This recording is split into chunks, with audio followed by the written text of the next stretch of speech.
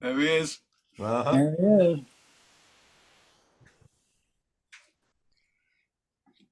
So everybody shuts up.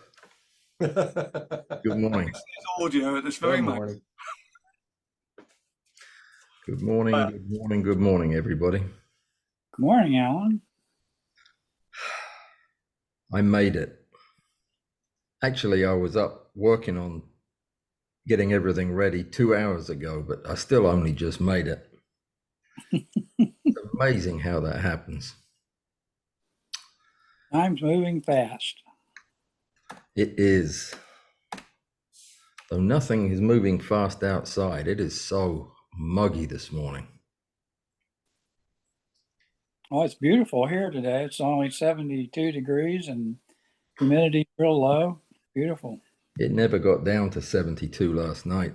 I don't think it got down below 90 last night. Let me see, what am I missing here?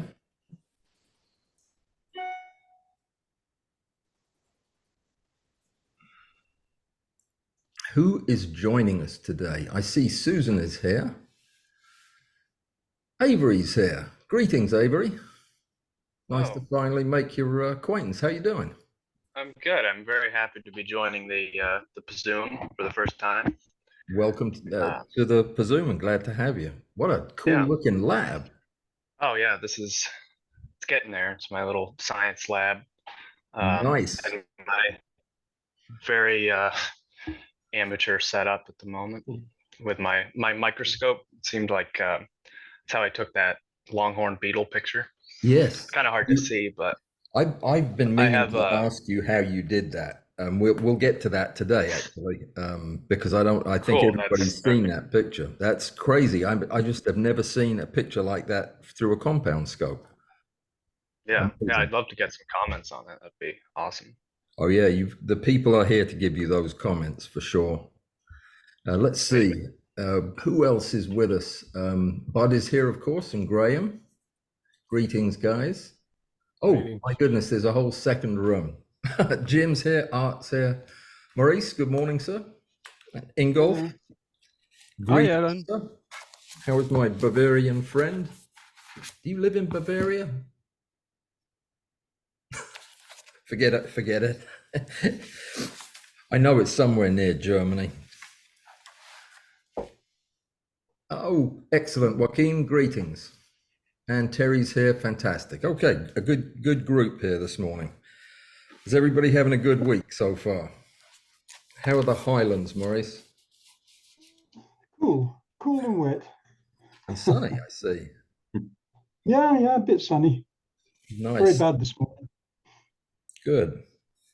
Well, what I thought that we could do today, we are expecting a guest at some point who is going to drop in, and I don't know when that will be. So I thought what we'd do is work our way through the program that I had. First of all, we're going to address any questions, concerns, issues, requests that you might have, and then we'll get into some of the prepared stuff I wanted to show you today. It's actually a great first visit for Avery, because we're going to be dealing with some of the real tangible benefits of being a member of the Patreon group, because I'm going to be sharing with you results from upcoming video releases, as well as from testing that's been going on that's not going to be released widely. So it's going to be an opportunity to give you information that is not otherwise available, not ready for prime time, but you can use it any way you wish.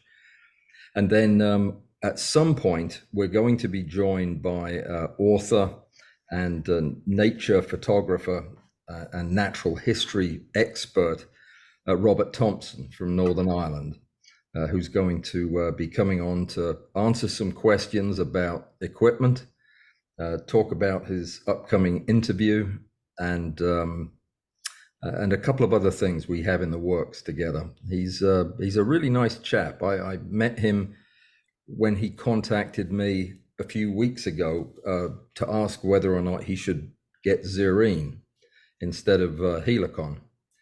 So that was a bit of a no-brainer for me to talk to him about that. And in the process, we discovered a lot of common interests. So he's been very gracious, and it was through his intervention that I was able to get Novaflex to send me some equipment to test out. And I've got some very interesting results from that, which are not going to be released publicly, and probably need to be discussed before Robert shows up as well. But we'll talk about that in just a minute. So throwing it open to the floor, does anybody have anything that they want to discuss today? Any burning issues or anything that I've left undone?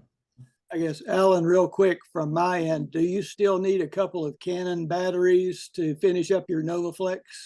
Thank you so much for asking. Susan Seaford, who's with us this morning, just sent me two, and that is going to be fantastic. Thank you, though, for asking. Yes, I have just never owned a Canon camera, didn't own a single battery, and the device that, let me see if I can show it to you here. The device that we are using, the controller for the rail, takes two camera batteries on the back that I'm not sure what they're called, the LPE6s, and I didn't know what they looked like. I went online to order a couple, and they're pretty expensive. So I thought if I could borrow them, it's only for a couple of days, then we can test this fantastic rail in the field. So, but thank you for asking.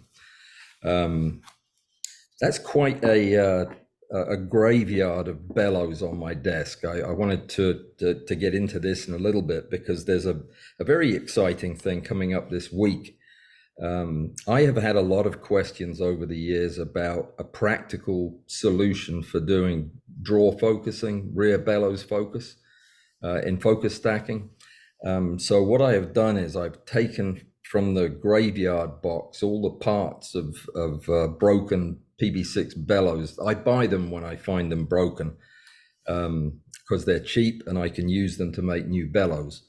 And I'm going to be putting together my version of the Novaflex rear bellows focus device using Graham's excellent idea of using a pusher system to actuate the rear standard. But we'll talk about that in a little bit. I'm also going to be talking today about the new Apple computer, the Studio, the M2 Ultra, for photographers and creatives. Again, I'm going to be telling you stuff that I am not going to be putting in the video. And I've already answered several private inquiries from many of you who are looking at buying a computer and thinking of stepping up to the desktop. I want to tell you my experience over the last few weeks with the M2 Ultra. It's amazing, but it has its drawbacks. And yes, so I was opening it up to you guys, and that was Terry's question answered. Anybody else got anything? Yes, Aaron, Alan, Phil this is- here. Yeah, this is Bud. I was asking Graham a little earlier about how to minimize vibration in an upright post. I had been using, as you know, the maple 3x3 hardwood post, but I think I'm going to move stuff down to a lower level on the concrete, and I have any option available to me. But basically, I can expose studs. I've got a concrete floor, and I was just looking if I wanted to optimize or that is minimize any vibration in the upright post. How would you approach it? Yeah, I mean, the immediate answer is Graham's answer of finding a used optical experiment table and building it on that, an isolation table. But aside from that, if you're just going to be working with your native surroundings, the idea is to make the base as heavy as possible, and you can basically make it as heavy as the rest of the world by bolting it to the concrete floor. I think that would probably be overkill and it would be uncomfortable to work with. What I have done is attached it to one of the vertical support members of the house, just bolted it to a vertical beam that basically adds the mass of the wall to the system, and it seems to have cut down on a lot of the vibration. I don't know. We've got a couple of physicists and structural engineers in this group who will probably have better ideas than that. But I found that putting a gigantic bolt right through the upright and into the wall has stabilized my vertical rig, which is almost ready to show. And that's easy to do. I mean, you can do that with just a hammer drill. Drilling holes in concrete's a bit more of a challenge. Mhm. What do you think, Graham? That was my suggestion to Bud as well, actually. Good. Well, it's certainly it's a great move, I think, getting off that bench and down a little bit lower. Mhm. But it's yeah, I can't think of any other way you could do it short of buying a table, which ultimately I think I'm gonna end up doing, but they show up so seldom at a reasonable price. Where do you find them? eBay is where I've seen them before, and a friend of mine in Boston has called me with two of them that were actually prices I could afford, but that is if I didn't have to get it down here from up there. Well, hell, Alan, let's rent a truck.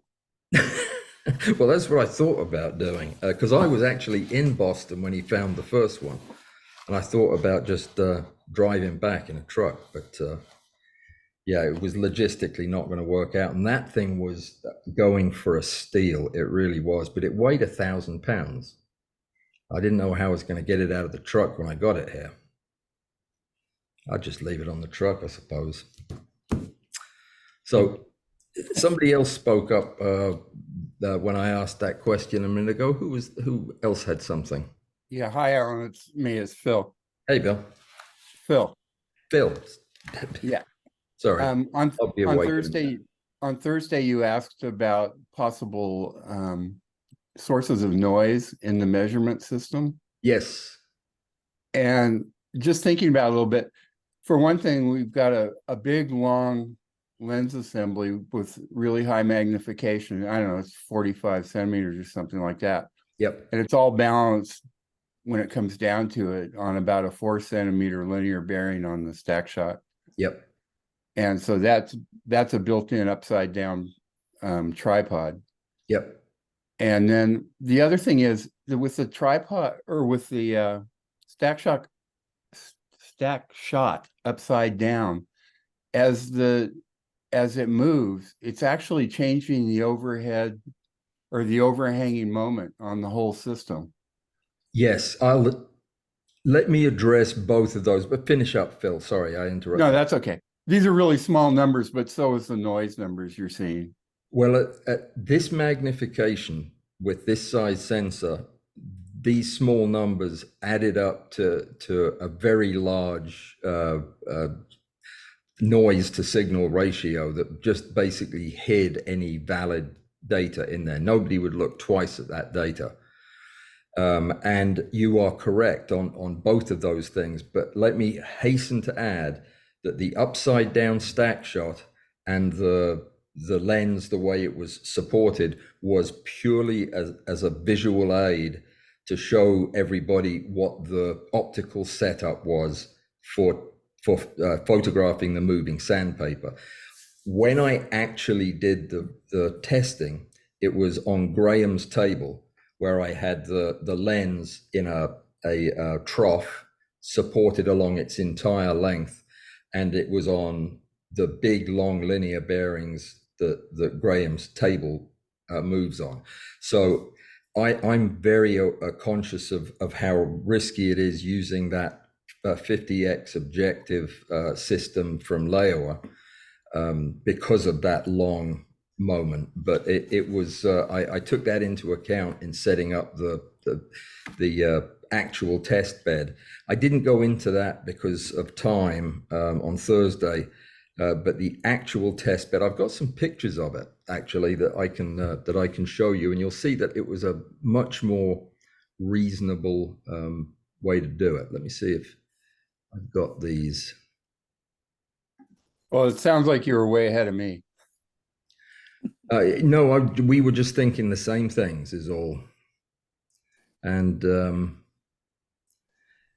yeah, I'll find the pictures as we go along. I've got several things that,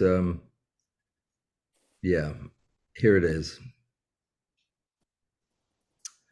The probably this will be the,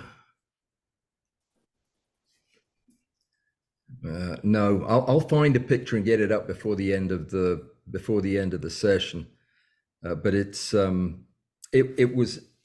it was okay, but it still wasn't good enough, and there were still too many things that were, I think, contributing to the noise. And I'm going to show this data and explain in some detail what it actually means, because we were just looking at some raw data basically, but Rick and I have crunched the numbers and looked at what's actually going on, and it gets really weird at the limit, at the 0.2 micron step limit that NovaFlex advertises in its on its website. It actually, I'll show you the data now, because I just had it up a moment ago. Let me see if I can find it. Here it is. So this was Can you share your screen, Alan? I think I should be. You're not seeing No. because I've got the virtual camera on. Okay, I'll do it the old-fashioned way. Very hard to read, Alan. It's out of focus. Okay, I see what the problem is. Let me. I hate to hang on a sec. I was hoping I could do all this through OBS so I can use the other cameras, but let me just quickly try a screen share and see if that helps.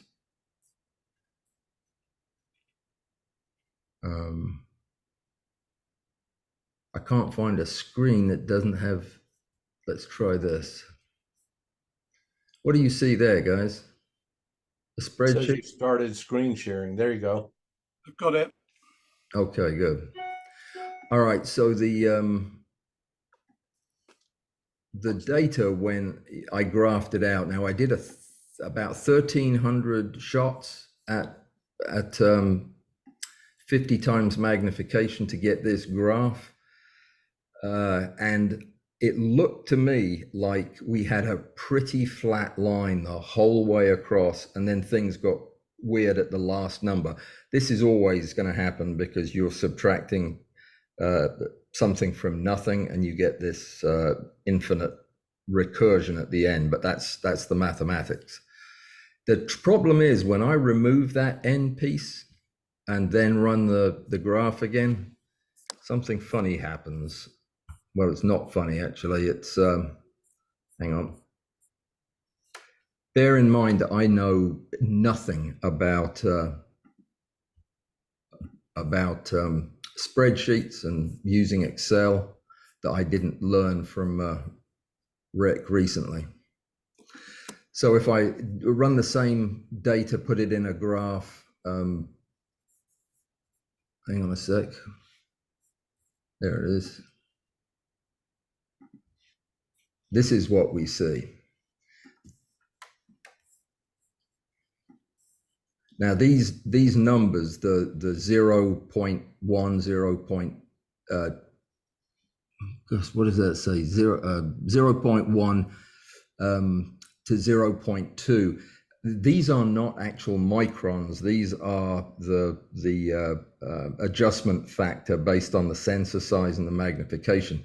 You actually have to multiply the number that you get on this graph by 0.72 to get the actual micron difference. And when you do that, it turns out that the actual step length came to close to 1/10 of a micron. not 0.2 of a micron, which is what we were supposedly moving. Now, I don't know how that happens. I thought at first that it might be something to do with the magnification of the Leua system not being exactly as advertised. But the data speaks for itself, and it was over a fair, well, it speaks for itself kind of, but you can also see there's a huge variation in the actual distances moved, varying from, all the way from 0.02 down to negative numbers. So I don't know what this means, frankly, but the question is, does the rail actually perform the way they say it does? I don't know. I still don't know. So this is why this is data that's not going to be published until I know a lot more about it. But Phil, what do you think looking at this mess? It's a mess. Yeah, good. Well, we agree. Alan, Ralph here. Can I make a comment on this graph? Yes. I mean, just looking at this, it looks like to me the first 200 and the last 200, if you take those out, the middle begins to look reasonable. There's something happening at the beginning and the end. There's an intangible thing that happens whenever you do this test at the beginning. There's a settling period that I don't understand, but you see this all the time.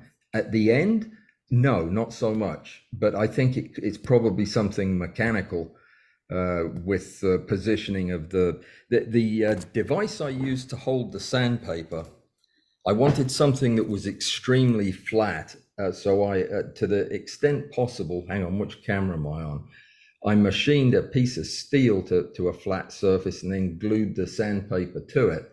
But that had some irregularity in its surface. So I don't know why the readings were like this, but I will run it again. In fact, it's the first and last 200, I think, like you say. So if we just take out the first 200 and the last 200, and we'll see what it looks like. That'll do. For those of you not into graphs and that type of thing, just bear with me. We'll be done with this in just a second. It still looks kind of all over the place. Yeah. Say, Alan, how would this compare to the stack shot? That'd be very interesting to see the two graphs side by side. I didn't do the stack shot at 0.2 microns, but I did the stack shot at 1 micron, which is their published lower limit. And at 1 micron, the stack shot had a 1 micron step length, give or take 1/5 of a micron. So 0.2 was the variability in the steps, and that was it was a tiny bit worse than the Wii Macro, which also down at 1 micron gave us 1 micron with about 0.19 variability. This at 1 micron was a lot better. It's just weird at 0.2. At 1 micron, it was the same thing. It was 1/5 of a step variability from step to step, which I know that an engineer wouldn't accept that as data, but I think that really at the end of the day, you've got to say, well, can it stack a picture? Do you have focus banding at 1 micron? And certainly I haven't seen it. I mean, it works perfectly well at 1 micron. All three of the rails do. I was just wondering, Alan, when I look at this, I'm wondering whether, as you get to such extremes of fineness, whether you're seeing variability in the lead screw, and that's causing the noise. Variability in the lead screw was one of the things that we talked about. The other thing was, variability in temperature as the device warmed up. We talked about the the length of the lens causing vibration. And there was what I did was I wanted to get to the bottom of this, as much of this noise as possible. So I shot one sequence of 300 shots where nothing moved. It was just 300 static shots in a row without moving the target or the focus motor of the camera. Just and that I'll show you that too. That also had lots of noise, as you might expect, but it was kind of interesting to see.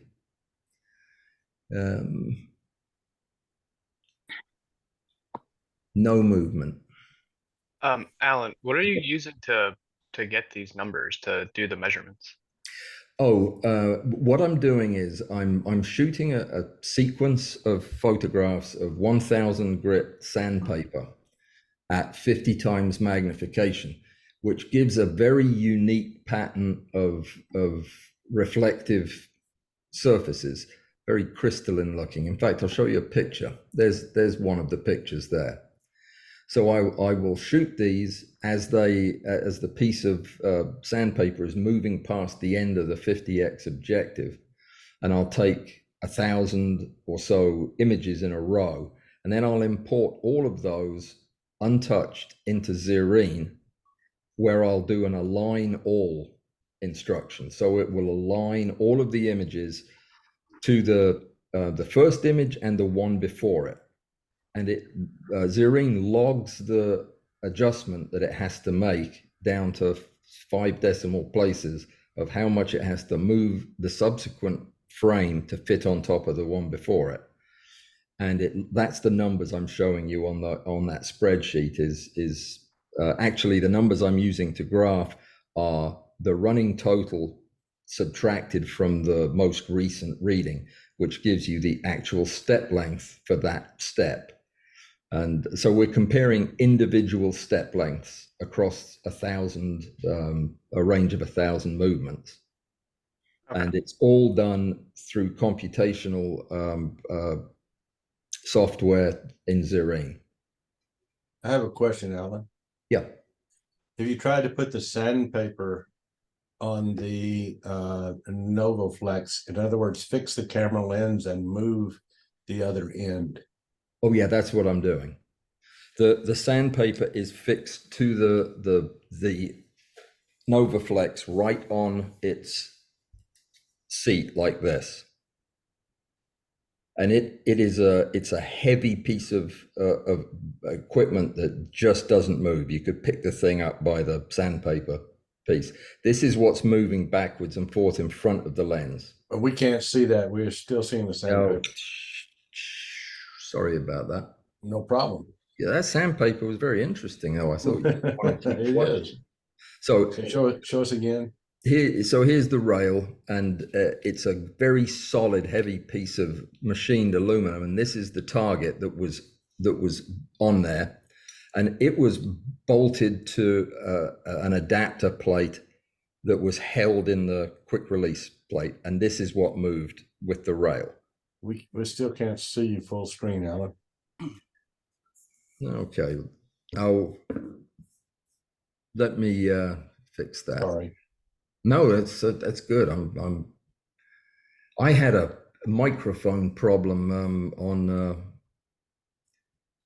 during a live stream the other day. Problem was I had it plugged into the wrong computer, so anything can happen. I see what it is.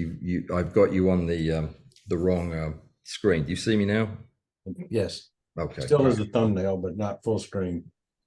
Okay, probably because I'm not talking. Now am I a full screen? Nope. Nope. Not to me. You are to me. It is working to me. If you change your view to speaker mode from gallery up in the top right hand corner, you should be able to. Who, me or Bud?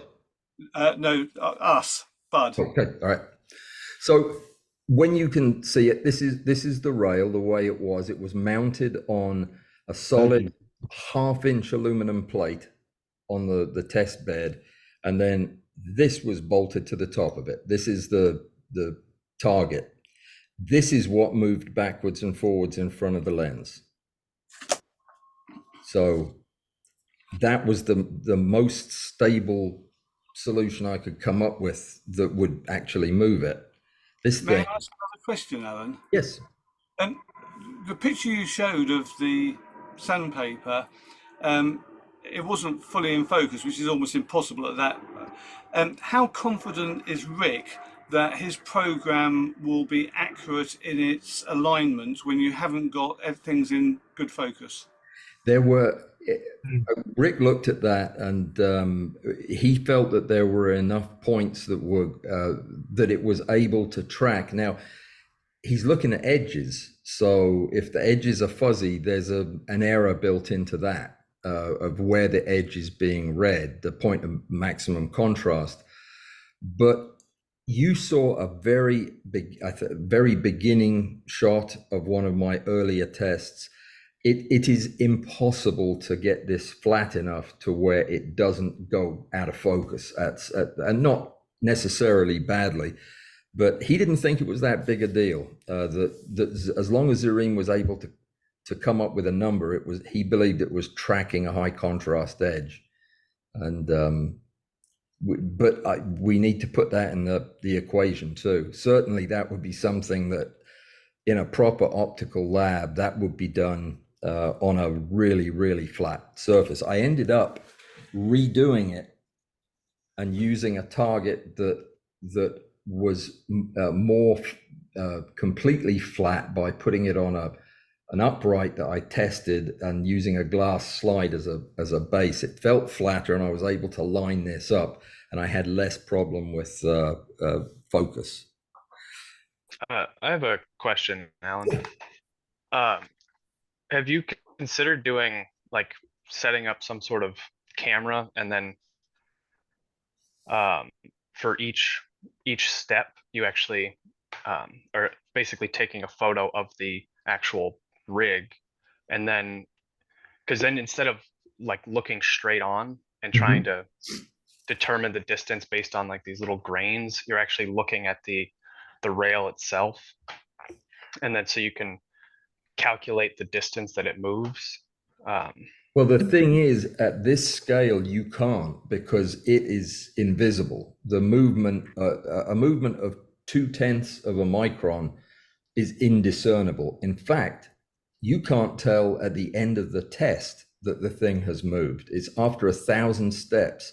There's no visible change in the position on the rail. These are. What if it was? What if it was using a like a microscope lens? You're actually zooming in on an edge, and then you are looking at that edge move slightly forward. So the advantage simply being that you remove the sandpaper target, and you're just tracking. Yeah, and you're looking at a clean edge. Yeah. And Zareen would show you the movement to line it up. Yeah, absolutely. The problem is that there is no edge on this that is anything like as discrete a point as a grain on the 1,000 grit sandpaper, which is microscopic. I mean, the sandpaper looks smooth. It's just a little rough to touch, but under the microscope, it's all these hills and valleys. This, the sharp edges on this are chamfered over. They look at 50x, they look like a big curve. So I'm not sure that you would have a sharp edge. You'd be looking over a curved edge, which is a form of, it would cause parallax as the thing moved. What if you taped a microscope? What if you taped a microscope calibration edge to it? Slide. Now that is a good plan, and one that I thought about, but I don't have one. So I ordered one from eBay yesterday. It should be here tomorrow, and I will repeat it with a calibration tool. That is, Avery, you might be on to something there. Using, if there's a way to mount the calibration slide onto the rail so that there's no danger of it moving, then I think you've got something there that you could track the edge of the measurement. Alan, is it important? Sorry, is it important that the target surface moves absolutely parallel to the image plane? It would be ideal if it did. And that is a problem in the test setup the way it is, because it is wandering slightly in depth. But yeah, ideally it would stay at exactly the same focal length. But it doesn't. I mean, one thing you learn doing this is just how many confounding variables there are you have to worry about in even the simplest test. And the result is they all add up. Well, actually, they multiply until you get so much noise, you're not really sure you're making sense of anything. And that's largely where we are. But it's still gorgeous. I still want to buy one. The changing speed just a little bit. For those of you who have never seen or held one of these, this is an amazing piece of gear. I'm going to be taking it out in the field this week and doing some field stacking with it, something I've never had a desire to do until I got this in my hands. The first picture I took with this was on a tripod. It is incredibly well balanced, and it can handle a tremendous load. It's the only rail I've ever seen that when you plug it in and turn it on, you have to run a calibration cycle on it, which I'll show you. It's so cool. And I was telling the YouTube folks that when I received this, it was last Saturday. Let me see if this is going to show it. Yeah. When I got this last Saturday, I was on the phone. Oh, I think I was on the phone to Robert, and the Germans were getting antsy because the thing hadn't arrived. And it turned out that it had been delivered to my neighbor's house, who doesn't appear to like me very much. So he just kept it for a while and then brought it over on Saturday morning. And fortunately, he's not a macro photographer, or I might never have seen it again. But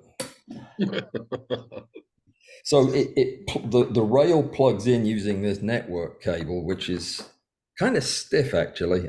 It's a little bit of a problem, but it does stay coiled up and out of the way. And I need a piece of metal to put it on. One design thing I don't like about it is the way the motor extends down beneath the base of the rail.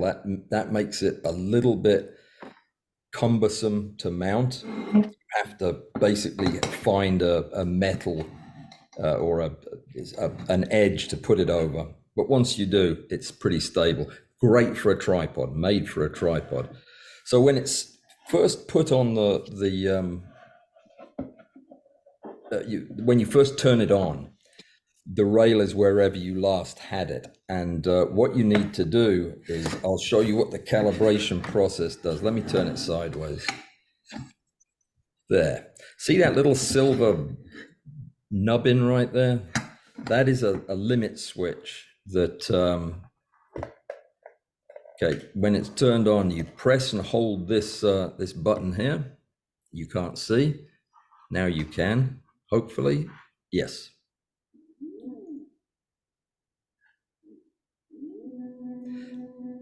It moves the rail. This is the only time you can hear it, is in high speed.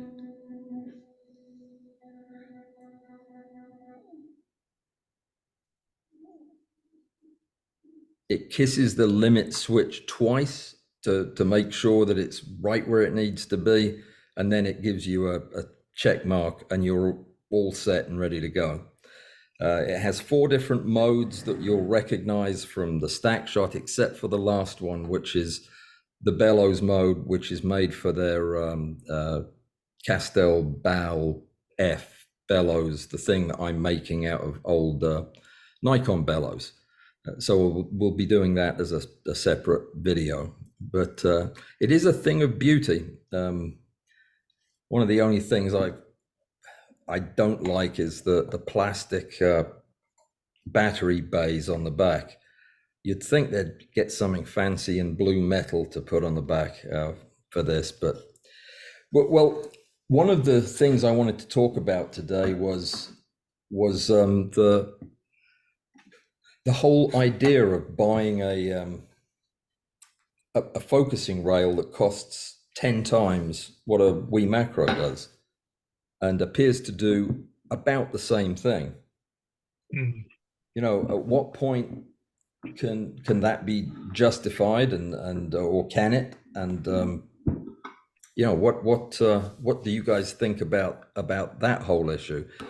I must say, for the last 5 years that I've been doing this, I have been the first one to pile on when people are talking about the overpriced nature of really right stuff, Gitzo, NovaFlex, because I didn't have any, because I never touched it. I didn't know if it was any good, because I can't afford it.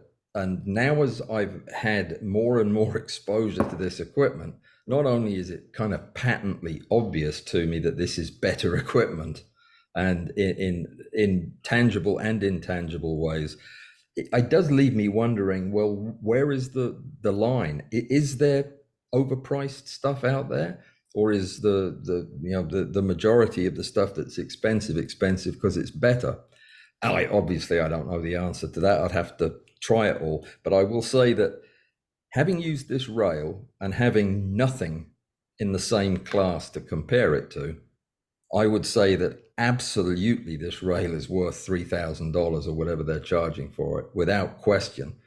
It is such a thing of beauty.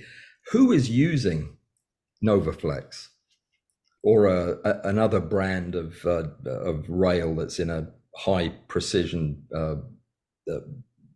category?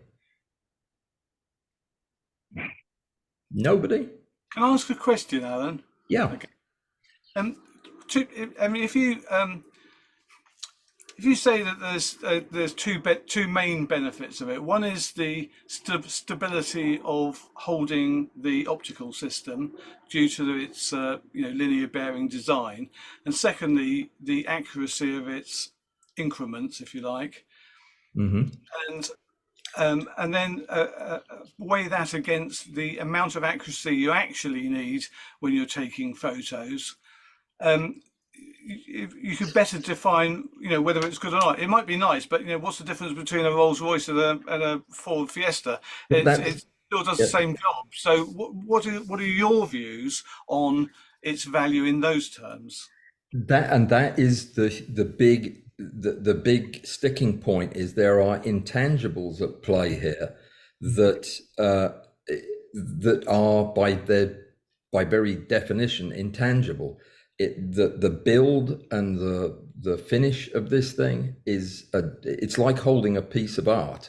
I'm not exaggerating. It feels different. It inspires confidence in a way that I hardly believe I'm hearing myself say this out loud, because as a scientific person, I'm giving you reasons that I want to have one of these rails that have absolutely no foundation in science.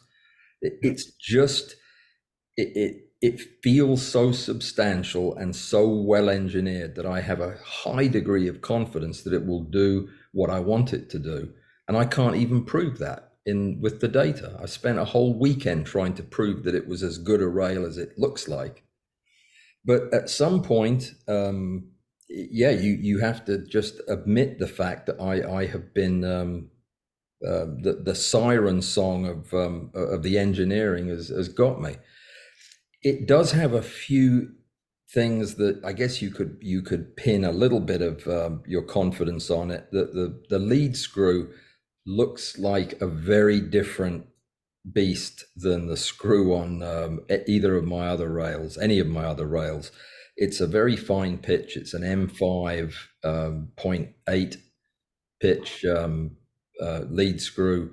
I don't know what it's made of, but it looks like it's capable of giving you finer steps. Those bearings just look expensive, bolted down with 15, 18 bolts to the bed. I don't know. I can't answer the question. Yeah, another thing that inspires confidence in me is that it is silent in anything but the fast mode of moving it to calibrate. It's silent. You can't hear it. And that, There's one thing to bear in mind, Alan. You seem to be paying a great premium in the US. That rail is about 1900 in yes, the UK.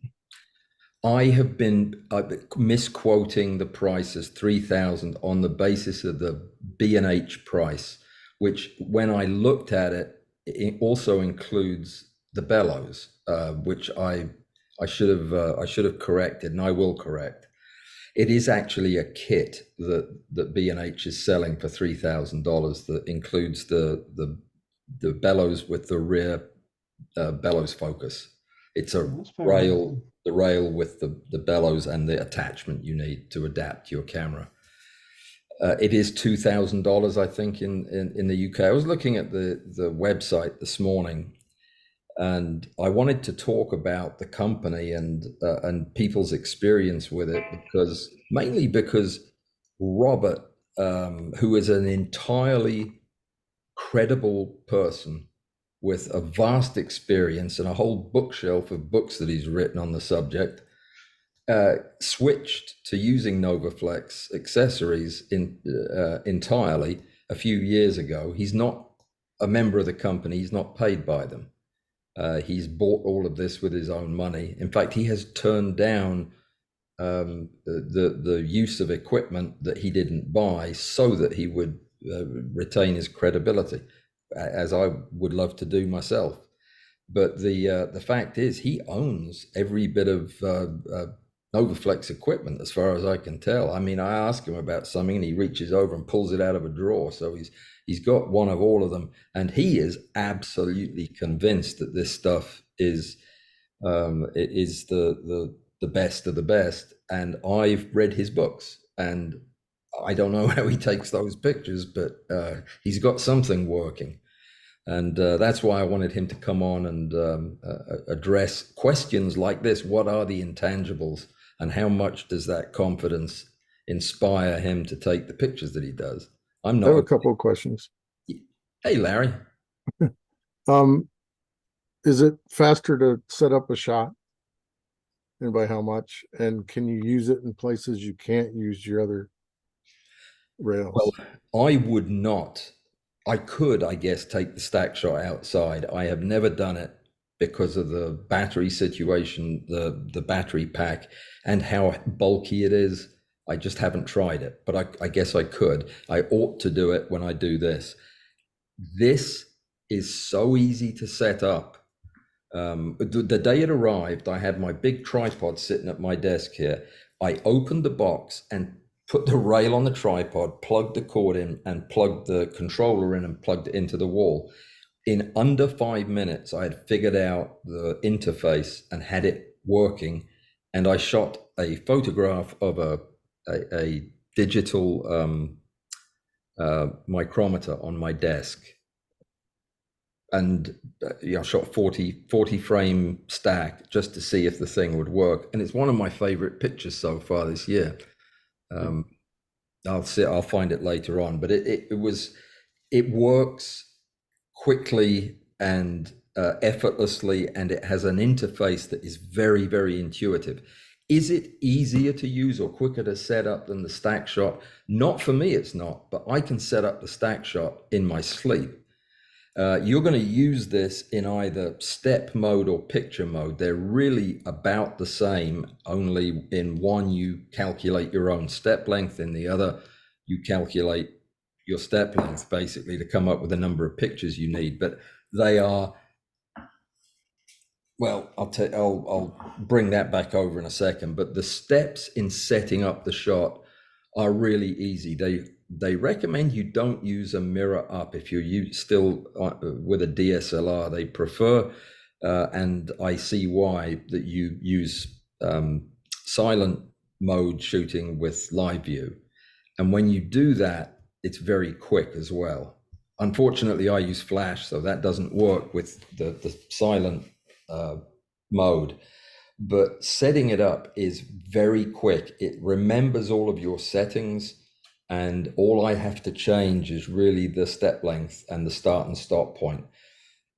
It's different from the stack shot in the button press sequence is different. You have to press the start point twice, once to begin setting the start point, once when you've set it, and then the same with the end point. But once you do and you hit run, it's effortless. It's not substantially different or easier or faster than the stack shot, but it is certainly not nearly as irritating as the Wii Macro. Nothing is quite that irritating. So the thing is, the quality of NovaFlex is fantastic and the design is terrific. I use just a few pieces on my rig. What do you use? Sorry, NovaFlex. I use a couple of clamps of theirs. One fits actually on the Full Labs dovetail rail I use to align everything. Oh, and good. Another fixes the stacker motor to the rig, and yeah, it's just beautifully made. No, I couldn't find anyone else that had made these two clamps, in that way. Even the rails. I mean, that's that's the tube lens, and those rails are just beautiful. Yeah, they sent me one. I've used them for a long time. That's a NovaFlex unit. Turns, and they don't actually make this now. I used to use that for my spotting scope. Yeah, the spotting scope. Yeah, quick release clamps. The whole thing is they're just beautifully made and designed. Well, the tripod that Robert uses is the inverted ball tripod that basically is a large ball that goes on your tripod, and then the mechanism attaches to the ball, and it gives you added freedom of movement. But he says he can put his weight on it when it's clamped down and it won't move, which is amazing. So there's no doubt that this stuff is quality made and precision engineered, but I can't answer the question of price. Larry, what else did you have? You said you had several questions. Well, the two, whether you could take it places you couldn't take a Wii Macro or a stack shot. No, I don't really think it's not waterproof or anything. I just would be, it comes with a case that is rubbish, but it's clearly designed for the person that is going to be taking it out in the field. It holds only the pieces that you absolutely need: the batteries, the control of the rail, and your cables. And the setup is quick and easy. I can't show you the pictures, even though I have them on the computer that Robert's going to be showing during his interview, where he shows his setup and how simple it is, and how it basically, he just puts it on the forest floor. And it, his tripod's usually low to the ground, but the setup is very elegant, very simple, and I'm looking forward to giving it a try in the field. I think that's why the manual rail is so appealing. If those preset steps actually work outdoors, the thing's going to be incredible. They do, and I have worked out a deal that when this goes back, they're going to send me the M. The M is a matching piece of equipment that looks exactly like this without the motor. And instead of the motor is a cylinder that's half the length, or about this long. So it cuts off right about there, and it has a knob on the back that has an adjustment ring that allows you to switch between 1-to-1 and 5-to-1, and that gives you the kind of step accuracy, if it is accurate, of course, that you need to use a 5x objective in the field, which would be amazing. Though a lot of people are using it with the MPE 65 or the Laowa 2.5 to 5, where it's just ideal. And apparently they've got the engineering chops to make that the ring actually clicks as you rotate it, so you've moved one step. It's pretty slick, and I will have that in hand at some point this year to test and to use. Yeah, Alan, I ordered one last week and it'll be here on Thursday. And just based on the ability to go outside, and if those steps are good, it's a game changer for me for what I do.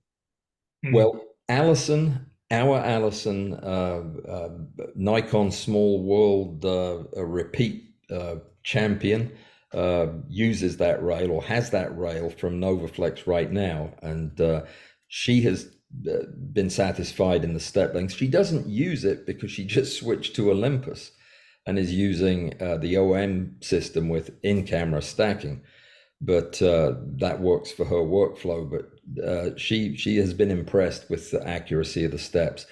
I am very much looking forward to the next Pazoom to hear what your experience is, Phil, because that is going to be something that I'll be very interested to hear. But I'll put money on it being certainly accurate enough to satisfy the most discerning focus stacker. Really. Interestingly enough, I bought it from the website, the German website, and it shipped from the US, from New York, and they charged tax. They charged state tax on it, which I thought was kind of interesting. Huh. What did they charge for it? 700? Yeah, it came to 760 or something like that. It is eye-wateringly expensive for a manual rail, but it's like that's a better example. We say it's a manual rail, but there is nothing out there that falls in that category of manual rails that has that kind of stability and step length and reproducible accuracy, according to the developer, the website. So it's one thing to say it's overpriced, but what do you compare it to when you say that? Because I can't compare this rail to anything else. I've never seen anything like this. And hopefully I'll recover some money by selling the 4 manual rails I have now. No, that are pretty sloppy. Not to any of you guys for sure. Yeah, and I really think that those intangibles are a perfectly legitimate reason to buy something. After all, we're not all driving $10,000 Chinese cars. Yeah, you're right, and that is very true. But I feel like I have to justify it to if I'm giving information to people who are thinking of spending that kind of money, I need to have something solid to hang my recommendation on. And the truth is, I really don't yet on this rail, other than a high level of confidence that it's better than I am, basically, when it comes to figuring out why it's so good. Yeah, I'm not sure that I ever will be able to explain that, but I want one badly. Yeah, you're in a very different situation than I am. I just do it for fun, and you know.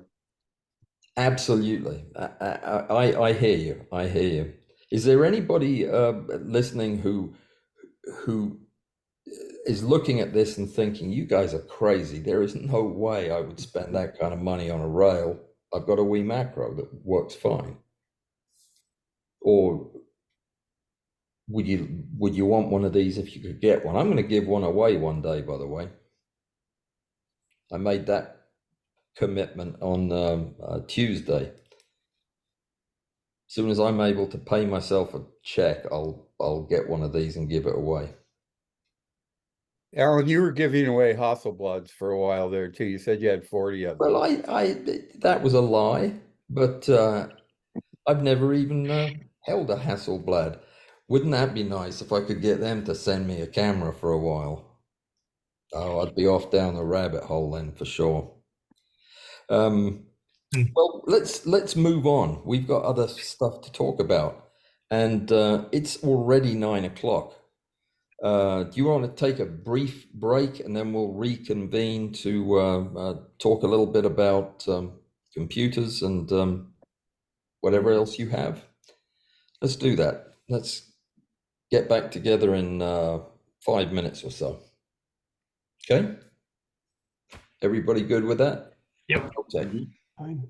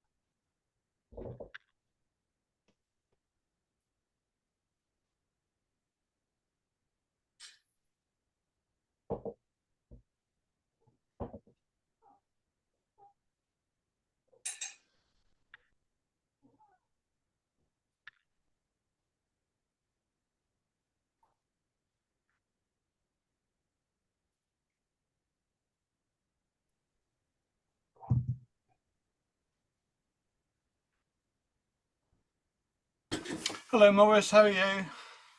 Hi, not so bad. Yourself? Okay, thank you. You're getting out on your bike? Say again? You're getting out on your bike? Not enough. The weather's been pretty poor. Yeah, talking of well-engineered things, I mean, that's the same thing, isn't it?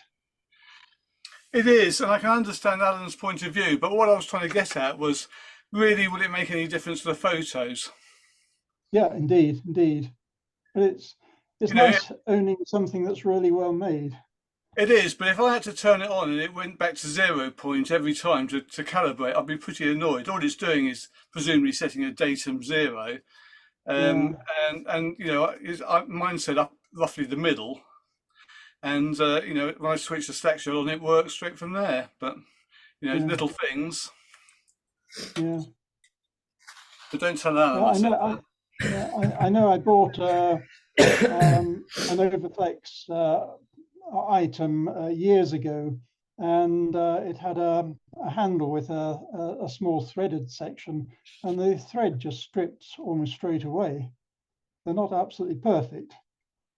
And the importer at the time was complaining about a number of items that weren't just perfect with them. But overall, I mean, they're a great product.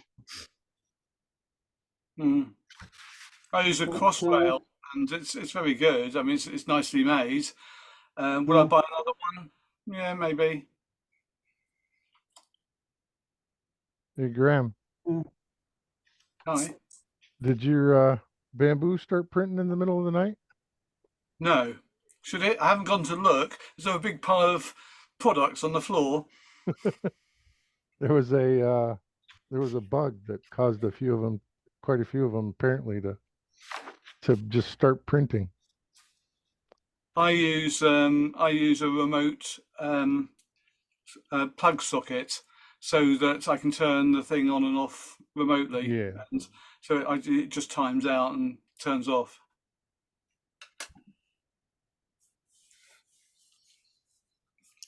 Is everybody back? I guess so. I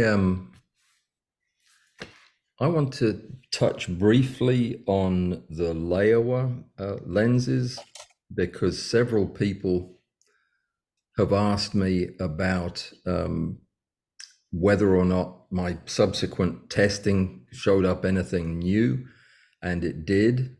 And I just wanted to, as another tangible benefit of being a Patreon supporter, I'd like to give you all of the information that I've accumulated so far on the lenses and show you some pictures that aren't going to be necessarily all of them in the review. If anybody's interested, I know several of you have thought about this as a possible purchase. So the release date is, we're talking about the Laowa Oregon system, the 4 lenses, the configurable microscope objective. It's basically an inverted infinity corrected apochromatic microscope with the tube lens in front of the objective, kind of. It uses a high-powered objective with basically a teleconverter system proximal to it. And the images that I got initially were suggesting to me that it was very similar in optical quality to the Mitutoyo objectives at 10 and 20x.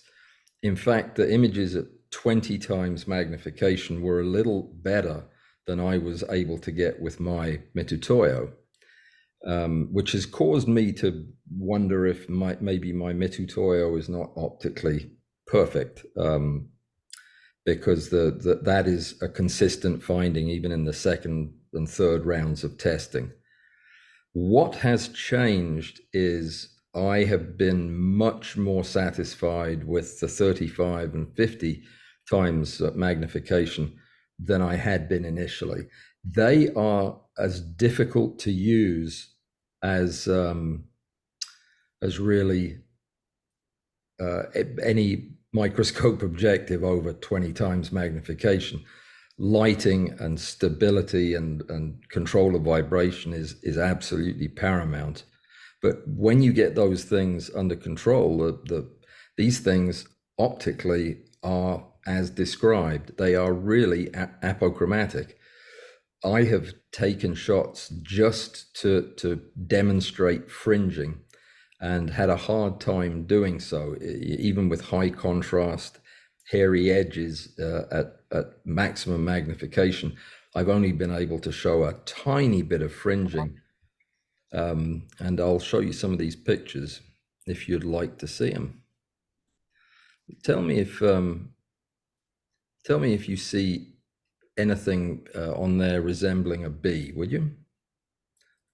Just me?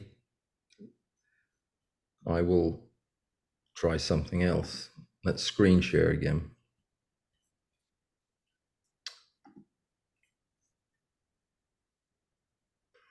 Okay, let's try this. You got it's a big green bee. big green bee now. It's actually a small green bee, a very small green bee, but love the thing. It's one of my favorite subjects to shoot. And we have them all over the place down here, little sweat bees. This was a series of shots. They're not in any particular order, but I just wanted you to see some examples where we can look at them properly at 100%, and you can see the kind of imagery that we're getting. This is all of these are the same beetle, a tiny little rosemary beetle that proved to be very difficult to shoot because it's highly reflective. It appears to have a pigmented surface as opposed to the kind of optical colors we've been seeing from my tiger beetles. This looks different. We haven't been able to figure out what this swirling pattern is all about.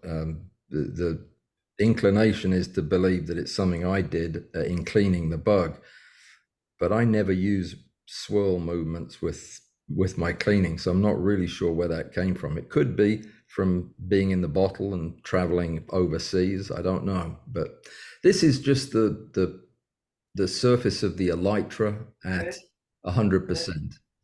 Good. And what you can see at 10x is about what you would expect to see, or what I would expect to see with a good objective. A lot of fine detail and nice color, and yeah, this is as good as anything that I can get out of the 10x objective. So at 20, things still look acceptable. This is at 20 at 50%. When we go into 100%, you can also see a lot of detail that's being preserved. I have no idea what this thing is, but it's probably just a piece of dirt, but it looks like it has a sessile base on it and some kind of Rick doesn't know what it is either, but it's interesting. And this is another one of the stripes on this tiny rosemary beetle's back. Let me get one. There are about 30 of them in here. That's how small they are. They are not much bigger than carpet beetles. So they were a good subject for this. And We can't see your picture in a picture. say again? We can't see what you're holding because. Oh, okay. I'll stop the share for just a second to show you that. Let me try this. I'll figure this out eventually. These are the beetles. Not the beetles, they're not around anymore. This is my beetles. Bacon Meister sent these to me from the UK, and they're small. They're magnified through the side of this bottle, but they're only tiny, and they're great for high magnification stuff as far as the detail on their surface goes. Let me go back to sharing that picture and let you see what I was seeing. So the amount of detail all the way to the corners is really very acceptable in my opinion. Look at the colors that you can pick up on these edges. Just lovely. And it looks to me more like these lines that look like scratches at lower power are actually deposits of some material at high power. But I would be perfectly happy with this kind of image at 20x from anything. So I stand by what I've said at 10 and 20, that this is a good system and quite easy to use. It's very easy to light. It has a fixed working distance of 20 millimeters for all magnifications, which helps more and more as we get higher up. But any questions about this, what we're looking at? Who thinks this is acceptable? What magnification is that picture? 20. This is at 20 times magnification, the elytra of the beetle. What's the exit pupil diameter roughly, Alan, please? Oh, that's a good question. At 20, let me, I'll grab the lens. It's just down by my desk and I'll show it to you. Not critical, thank you. Yeah, it's a good question because I've actually measured that and I can't remember what I found. I'll do it in just a sec. Let's look at the next magnification up is 35, and no, that's they're a little bit out of order, I think. Hang on. That's a watch, not a beetle. Oh, you know what? I think that this was the 35.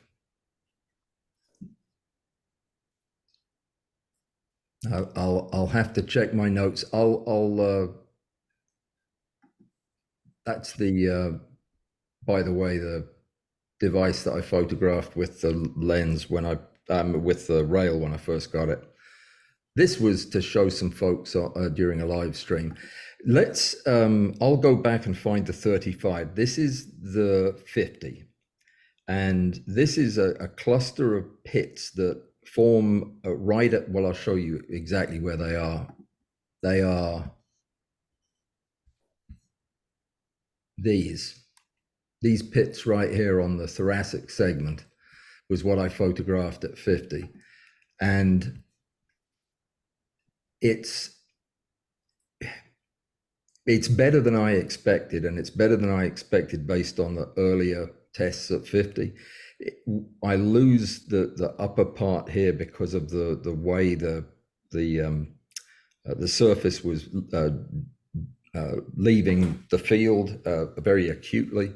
But when I zoom in fairly close, we've at 100% again to pixels, we've got a lot of surface texture. Now this is not the best example. The individual frames are much sharper than this. I'm afraid that there's some processing artifact in here that is a little bit misleading, but the individual frames were quite impressive at 100%.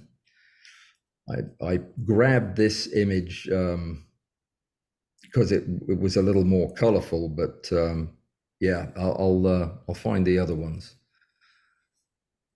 So the bottom line is that if the thing is priced where they're talking about, which is basically the price of a 10 times Mitutoyo objective, that for the full set of 4 lenses, I think it's actually a good bargain.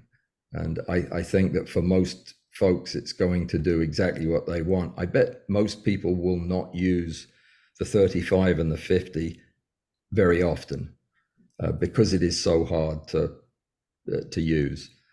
But when you do get the lighting right and you can control the motion, like Graham's rig has helped me to do, that I used that for all of these pictures. It is it is a fairly decent option compared to spending what, almost $3,000 for a 50 times objective that you'd hardly ever use. I think it's probably worthwhile. I sound a lot less enthusiastic about this than I mean to. Let me go to the source images and show those to you for a second. I'm just trying to be as clear as possible and not overselling what is probably not quite as good as a Mitutoyo, but also not nearly as expensive as buying 4 Mitutoyo objectives, if that makes any sense. So Laowa by magnification. This is, I think, probably what I wanted to show you. Yeah, this has got the 35.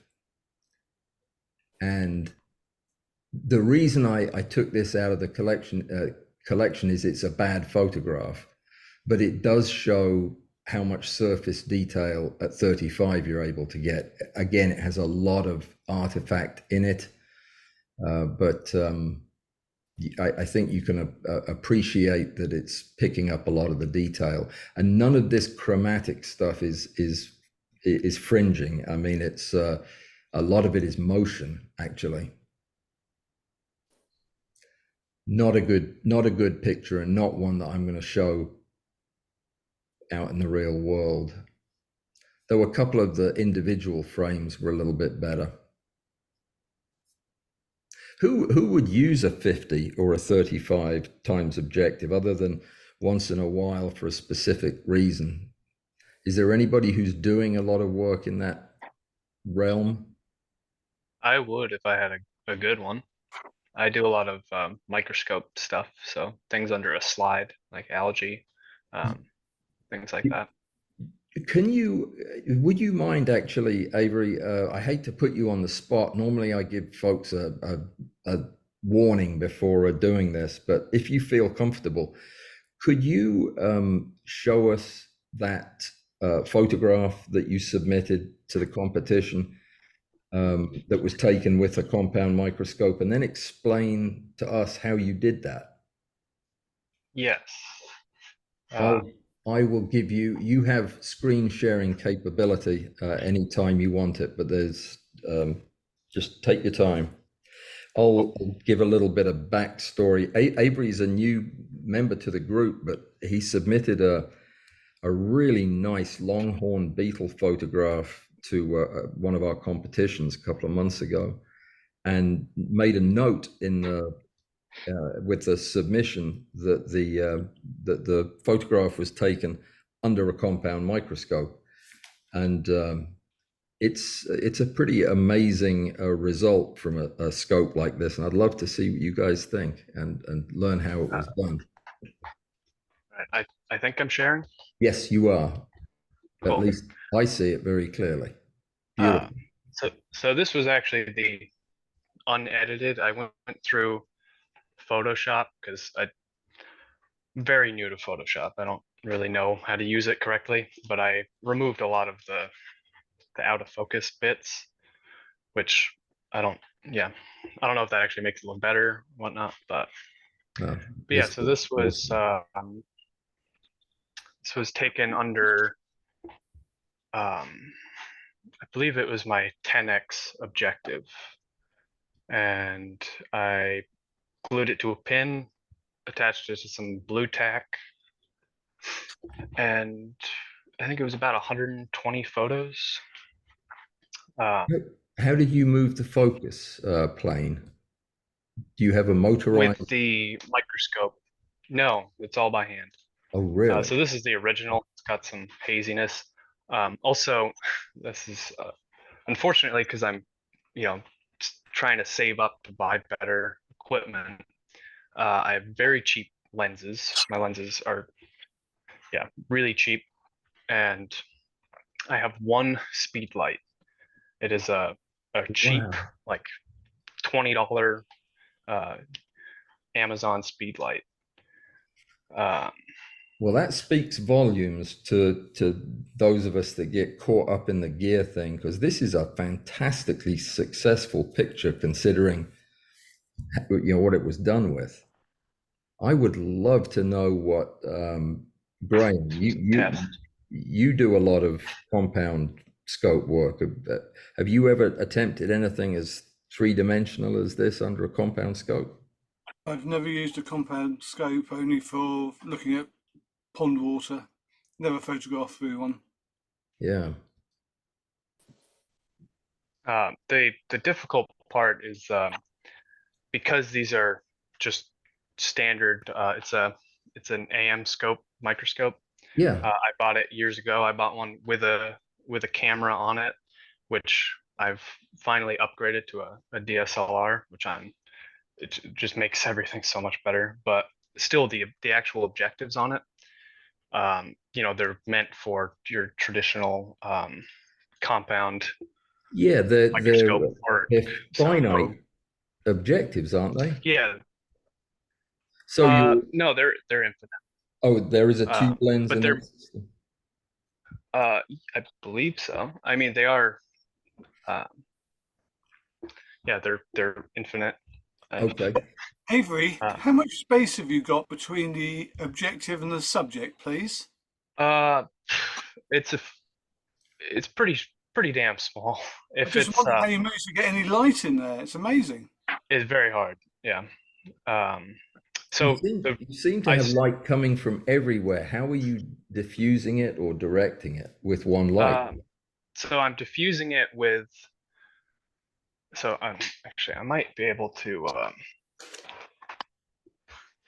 stop my screen share here. The cable's only so far. I see. Yeah. But so this was my main speed light. I finally got an MF12, which is exciting. Lovely. And so I just have it on this stand. So control it. I angle it this way. I basically stuff it in there. Yeah. And then yeah, there's not the working distance is just pathetic because these are meant for bottom up light. Sure. For your typical microscope work. Are you using any light from below with these? Any backlight? No, I've messed around with a little bit just to have to illuminate the background. But yeah, mainly it's top down. And if I could actually ask a question, if I could screen share again. Yes. Because again, I'm just getting into this, and I really want to get a Mitutoyo lens. And also, okay, these are. Looking for. I took a picture of a tiger beetle. Good for you. But I would just like some. Yeah, this is an old one that I found, and mainly I'm just wondering about the actual quality of the the pixels, because again, it's such a tiny lens. It's a very cheap lens, and I just feel like it should be clear, or could be, if I had a better lens. Well, before we open that question up for people to answer, if you could, can you rotate it to the left? Can you do that on your software? It's just easier for me to look at them that way. But while Has it been rotated? It won't rotate. Okay, not to worry. Oh, I think I tried to rotate it, but that did it. Okay. I want to ask Bud what he thinks, given his experience with lighting vertically. How do you think Avery could improve his lighting, Bud? Well, I have been using, as you know, light from below. I basically have created Avery a ring light, which I posted pictures of on Discord under gear. And it's like a 6-inch cardboard stand that I put this thing on. And then I put an MF12 down inside of there. And then I put a frosted covering over the top of it for diffusion. But I don't want the whole light to diffuse. So I put a black piece of velvet material, flocking material. So it creates a ring light because the black flocking is not as big as the surface area that the light is illuminating from below. And it gives me great little outlines to all the hairs and stuff, which makes them somewhat three-dimensional. But the lighting you have is beautiful. I think what would correct what you have now to make it sharper is Topaz Sharpen AI. That's a Okay. phenomenal program. Yeah, I would like to check that out. Because again, my goal is to have more lights, at least because it's tough. Like I've had to Well, that do a lot would of be messing around with finding the right subject that I can light with one light. that would be the biggest, most immediate, tangible benefit of switching to a Mitutoyo objective at about 5x, is it would give you 30 millimeters of clearance on your subject. Yeah, instead of like 5. Instead of, yeah, if you're lucky, 5, and that's. But let me say one thing: these pictures are absolutely fantastic. I mean, this is not by any means a degraded picture. The quality is great at pixel level. I mean, you're going to get better definition as you add more light and softer light from more angles, but this is a very successful picture given the constraints that you're operating under. I mean, there's a lot of people would be perfectly happy with this image quality. Avery, if you're just getting started, you're going to be scary good in a year. Thank you. I started with photographing Ectomycorrhizae. It's a fungus that colonizes the roots of plants. I was doing some work with Dartmouth, and I ended up discovering Zerine Stacker, which just blew my mind because I've always done stuff with the microscope, and then I started using external light, and I was like, man, if I could get all these frames into one picture, it would be really awesome. I found the program and then showed it to my professor, and he was like, yeah, keep doing this. So I ended up doing basically just looking at different types of Ectomycorrhizae and you have any of those pictures, Avery? Yes, actually. We have a lot of mycology fans in the group that enjoy fungal photography and slime molds, and I see you had some slime molds in your collection too. Yes, those were really. Are you a graduate student there? No, I actually never went to Dartmouth. I went to Castleton, which is in Rutland, and I got an opportunity from one of my professors. Okay,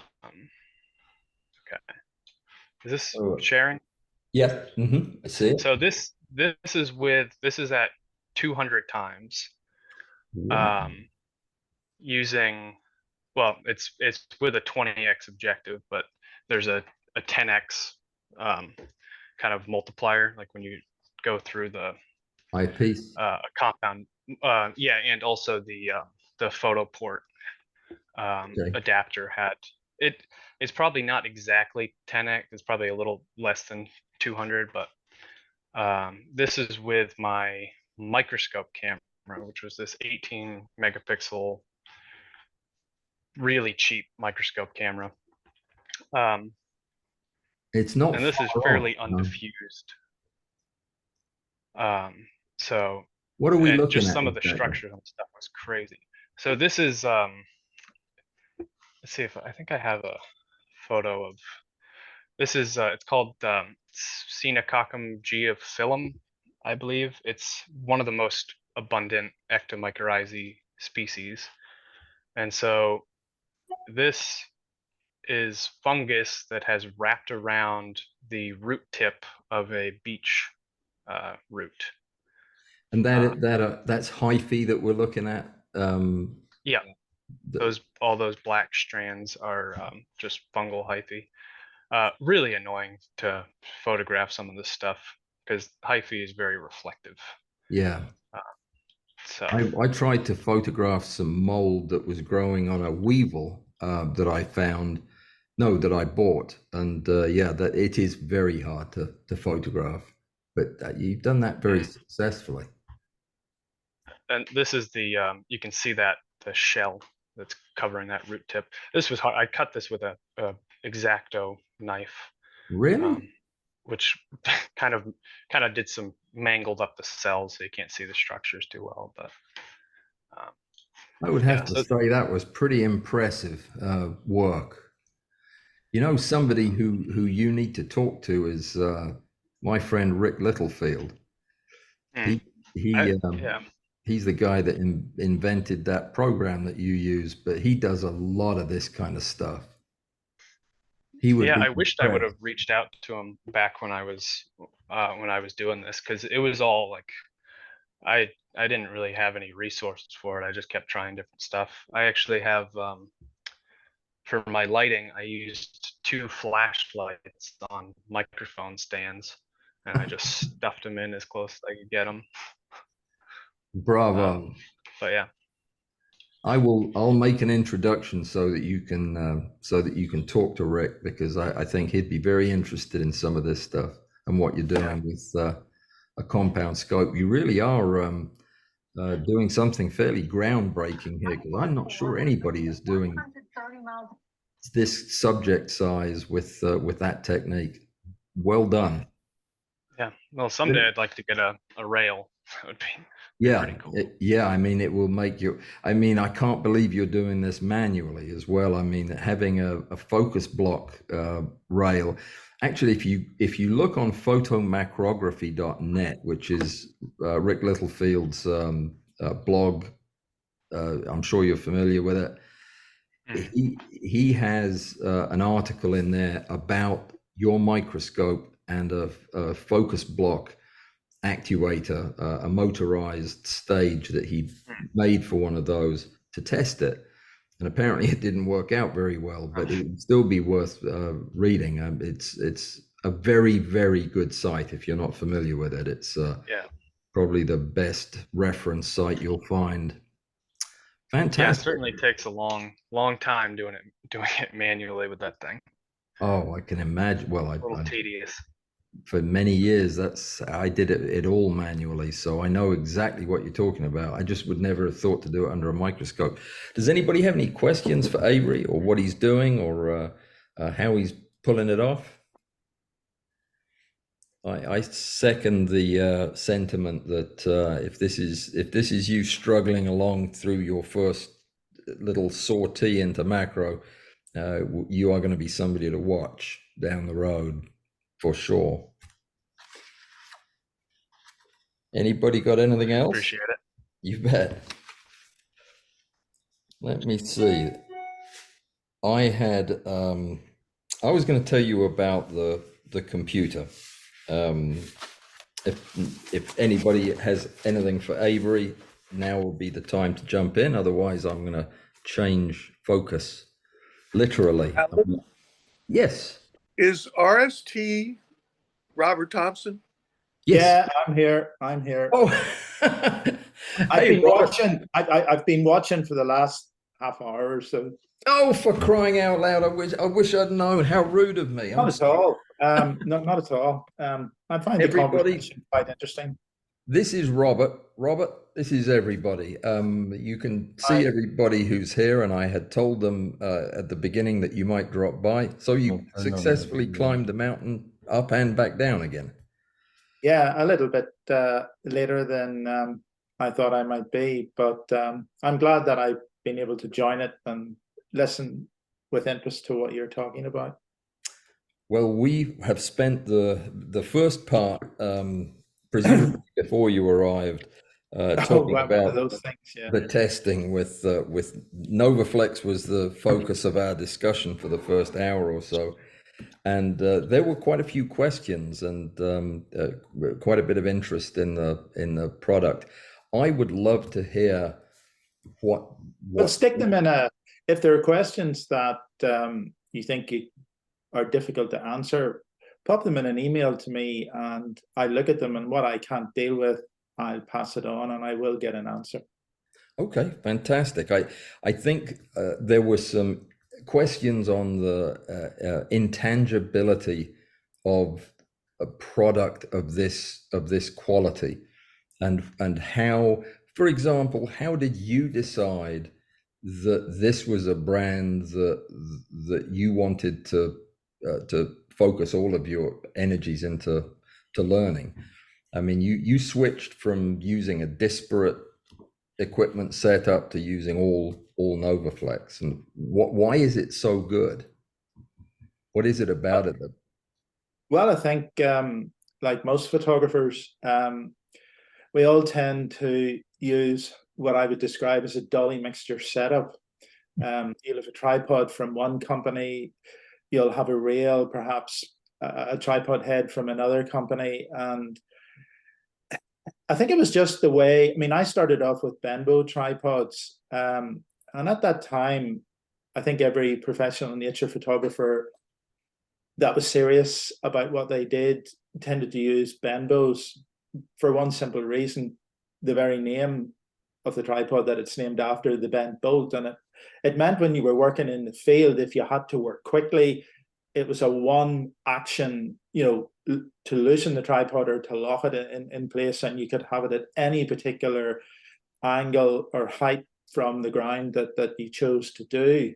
The unfortunate thing about Benbow and the guy who originally developed it, it never progressed. I mean, when you look at tripods 20 years ago compared to what they are now, they're very, very different. And obviously materials have made a big difference as well. But like any other photographer, I mean, I've gathered 7 tripods that are made by different companies, and I've never had one that I could take out and could deal with everything. So my Jeep had 2, 3 tripods, and you were working from one to the other depending on what you're doing. And as a natural history photographer, obviously macro is only one aspect. That was my sort of kind of interest. But I mean, I'd be shooting out of helicopters, shooting in cave systems, doing virtually all sorts of things. So getting that ideal tripod that would sort of meet all of your expectations is quite difficult, really. NovaFlex was a company I was always aware of, I think like many people. But I suppose with my last photographic publication, there is a degree of regret that I didn't look into what NovaFlex had to offer, at least during the writing of that book. But that was something that came afterwards when I had an opportunity to look at one of their rails. And it was really looking at the rail. My interest became more focused towards developing, you know, and working to a system. I think that is the best probably decision that I ever made, in terms of buying into a system where every single component integrates perfectly. For me, is a game changer, and I have never regretted that over the last three and a half years. People will say that NovaFlex equipment is expensive. It is to a point, certain aspects of it, but not all of it.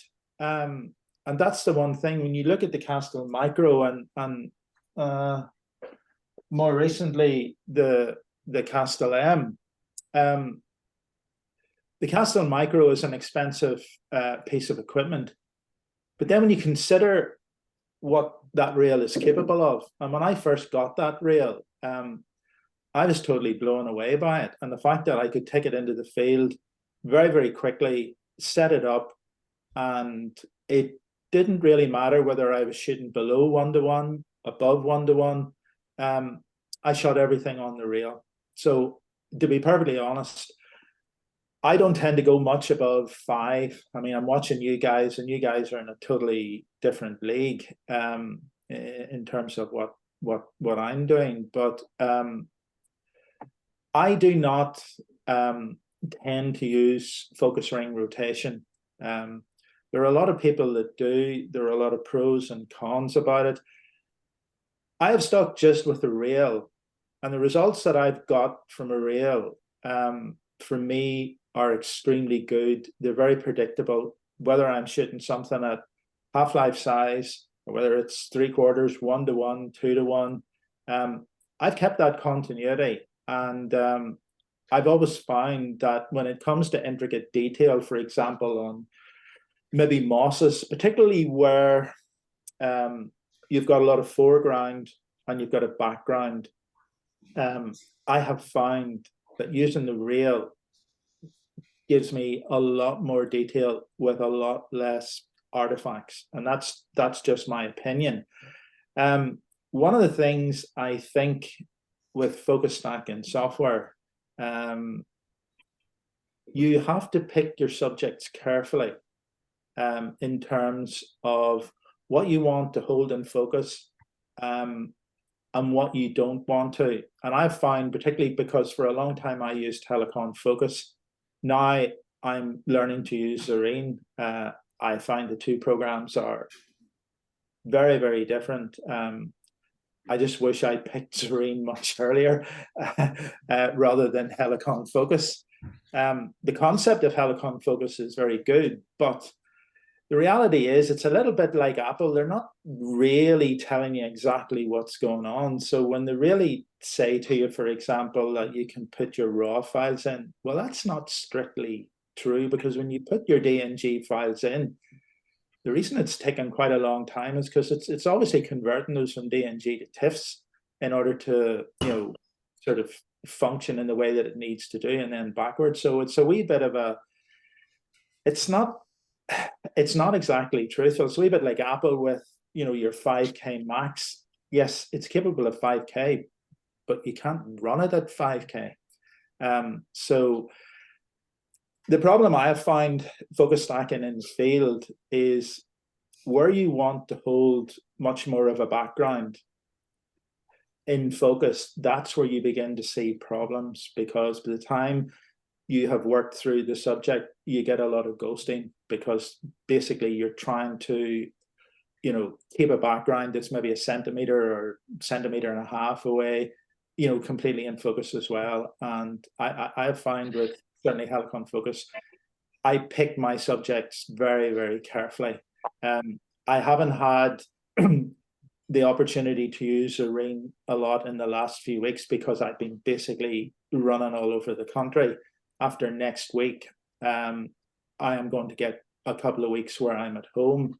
I've just got to judge the close-up photographer of the year over the weekend, and that gets that out of the way. But I like I like the concept of Zarine, and I like the way that the program works. And for me, over the next few weeks, I would like to spend more time with it. Our weather's a bit up the left at the minute, to be perfectly honest. We had a storm last night and torrential rain. Not the weather you would sort of expect in August. So I'm hoping next week to be able to get out and do a little more sort of higher magnification work. That's my therapy when I'm away from a lot of the other things that I have to deal with.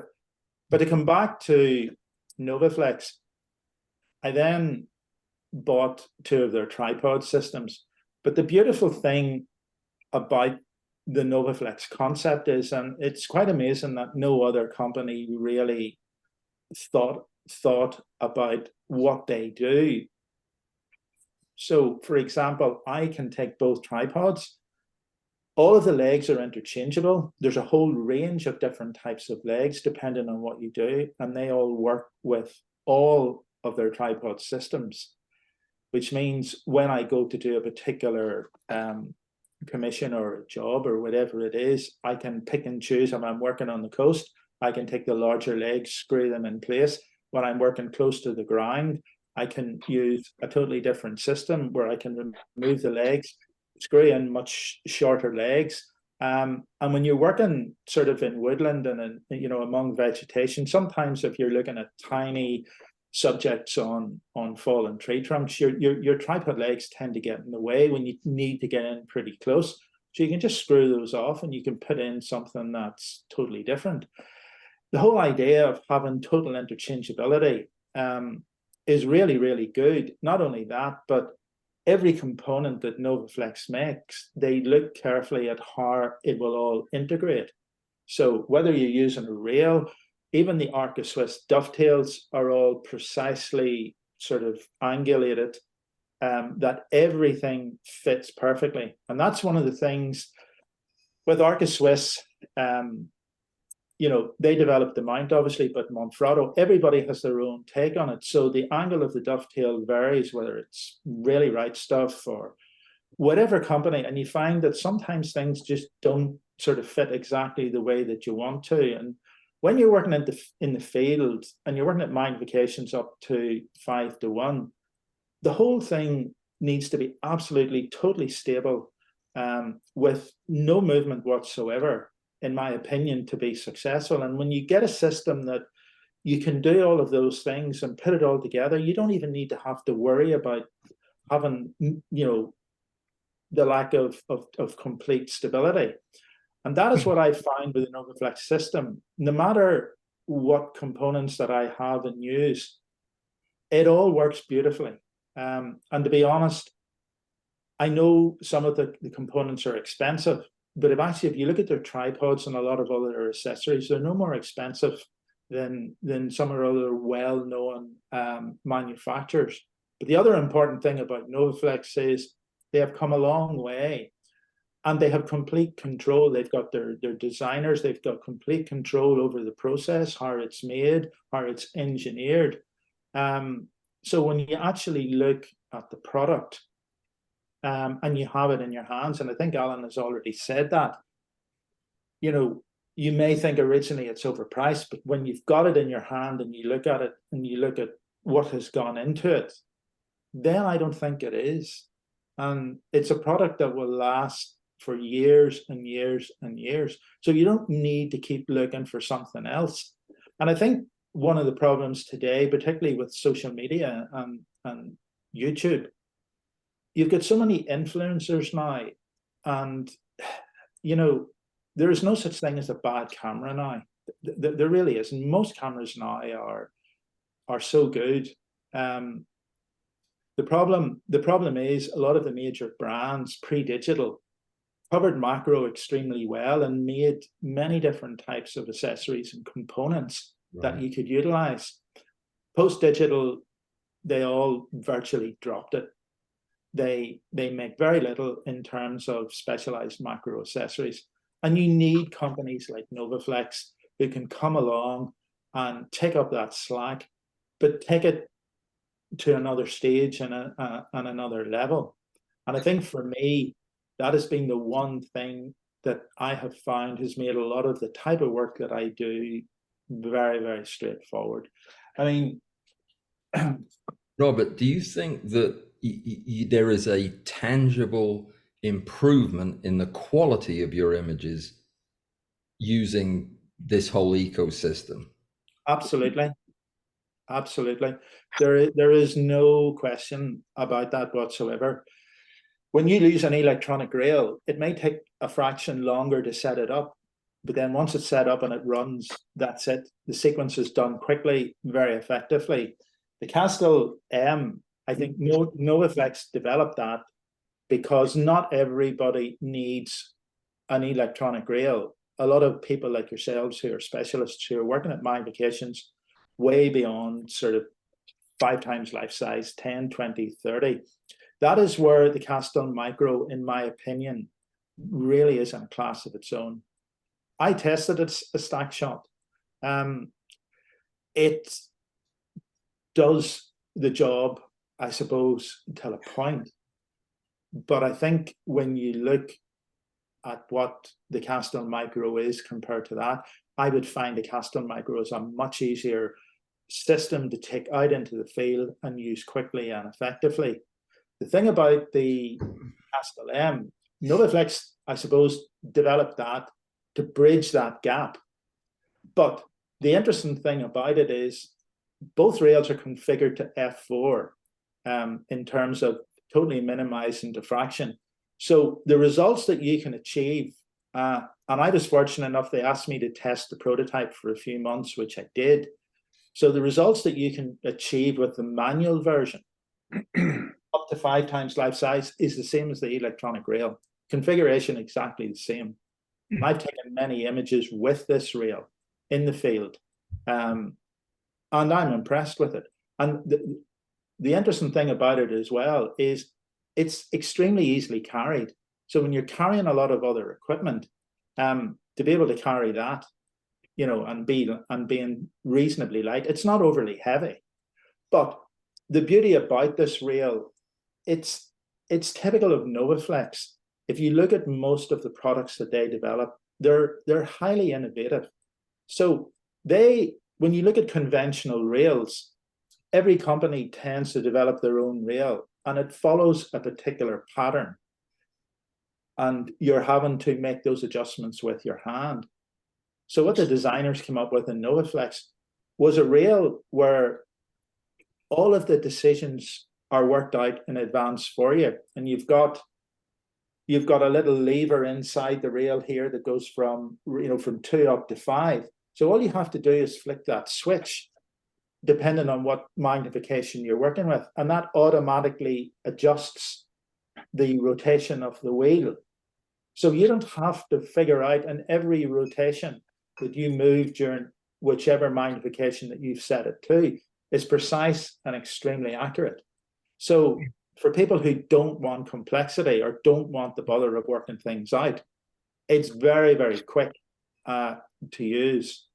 And that's one of the things I like about it. And sometimes when I don't take the other rail with me and I'm stuck for space, that always stays in my bag, because if I come across something on the woodland floor that's interesting, I'll pull this rail out.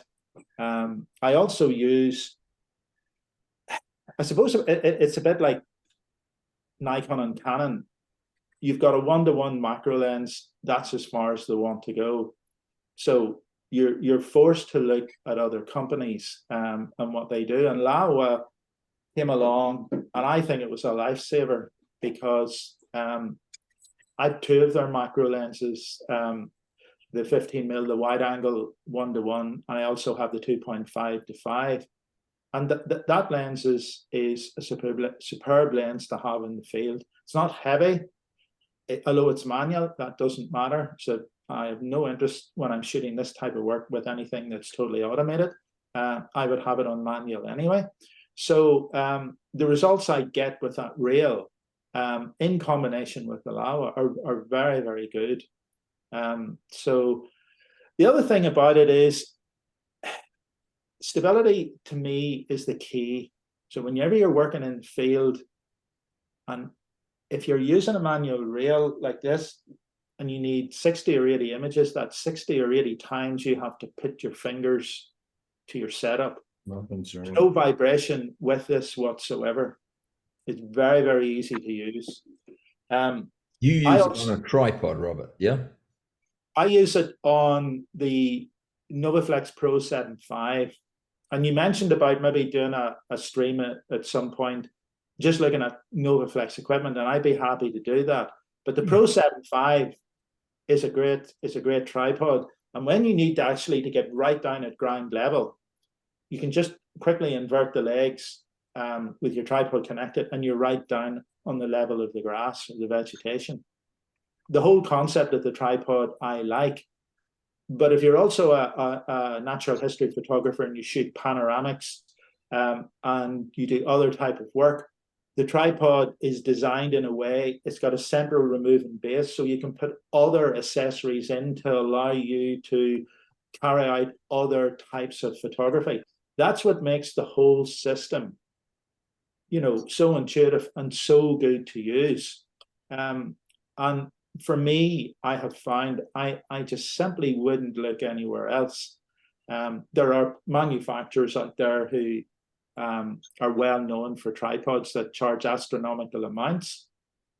I've been there, done that, tried them. I think it's a bit like clothes and everything else. It's all about branding. And at the end of the day, for me, it's about having something that can do the job but do it well. And I don't have to think about anything, only the subject. I must show you this, because one of the, I think, amazing heads that they developed, nobody else at the time did it, is the Magic Ball. And when you put the Castel M or the Castel Micro and your complete setup on that, that head has 120-degree movement, and wherever you stop it and lock it, that's where it stays. You said Doesn't that matter will what the hold your weight's on weight. it. Yeah, there are 3 different types of it. That's the heaviest one. They also make 2 different types of the base that's on that is a Q base. It's a quick release base. The base that's on the Castel Micro is the Q mount, which you screw, and that attaches your camera. So everything about their equipment is totally interchangeable. They also do a series of tripod heads. And the head itself, this is quite clever as well, because it has, it's got a dual purpose, but it's got a friction collar. So it's got 5 preset friction controls on the head itself. So if you're using different lenses, for example, I know if I'm shooting with my Z9 and say the Nikon lens, I will have that on too. But that will give you the precise resistance every single time. So you're always working with precision. It's not an arbitrary thing where each time you're going to have to adjust a screw to decide how much resistance that you need. This is what I call thinking outside the box. If you invert the head and you put the base on the top, you've now got a panoramic base built into the head as well. So I have got the smaller version of that when I'm in the mountains photographing, and I can invert it and I can shoot panoramics, and I still have a ball and socket. This ball and socket as well has an extra drop slot, so you can have 180 degrees of movement, plus you've got the additional drop slot as well. That looks heavy. What? That looks heavy. It's not overly heavy, but it's heavy enough that when you put a macro setup on it, it's not going to move. When you put the Castel Micro and you put a Z9 on it, and a Z9 is heavy. Yeah. So that to me is important. And then, you know, at the end of the day, you want to get continuity and consistency in your results. You don't want to come back having shot something and be totally annoyed that you've had movement or creep, or the thing, you know, your camera system has been slowly but surely dropping under your eyes, you know, without you actually being able to see it. Well, I've been there before. So what I like about the system is the integration, the thinking outside the box. When you look at a lot of the major companies that are out there today, from really Right Stuff right through, how many would have thought of designing a reel like that? Yeah. But everything is built into it. You know, Novaflex has come a long way from perhaps those early days, but they are one of the few companies I have tested many different sort of bits of photographic equipment from companies over the years. I work closely with Nikon as well. And there are a few companies that will actually listen to what people on the ground are trying to tell them. My experience with, you know, major companies is probably if they don't think about it, then they don't really want to know, or they develop a product. It's a bit like writing books. I mean, I've written a number of books on macro, on natural history, but when you go to your publisher who has published maybe 2 books or 3 of your books, or has commissioned you, when you then want to ask them, can I write an advanced macro book? No, because they immediately look at it in terms of revenue. So you write a beginner's guide, it sells a lot of books. You write an advanced book, it's a small circle of people. they're not interested. And I think it's a bit like the major camera brands. They've got, when it comes to niche photography now, their research and development budget just doesn't allow for that. So you need companies like Novaflex who can spend the time, research the products, look at what people are wanting, particularly in the professional field, and then try and come up with something that sort of meets that criteria, rather than a major brand designing something which they want to be universal. Then it doesn't really work for you in the way that you want it to. I'll give you one example. If you look at the Wimberley clamp, it's been around for a long time. A lot of photographers use it. I was sent 2 or 3 samples of it, not only when I was writing my last macro book, but even before that. But as somebody who does a lot of work in the field, I just find it was too difficult to use. It's like a sledgehammer to crack a nut. In a studio, ideal. So I came up with a stem stabilizer. Alan knows what it is because he's seen it in the book. But I've used that for 20 years and I would never go anywhere without it. I know it's my own design, but it means if I'm somewhere and I need to stabilize the head of a plant, it doesn't matter whether it's 3 centimeters tall or 10 centimeters tall.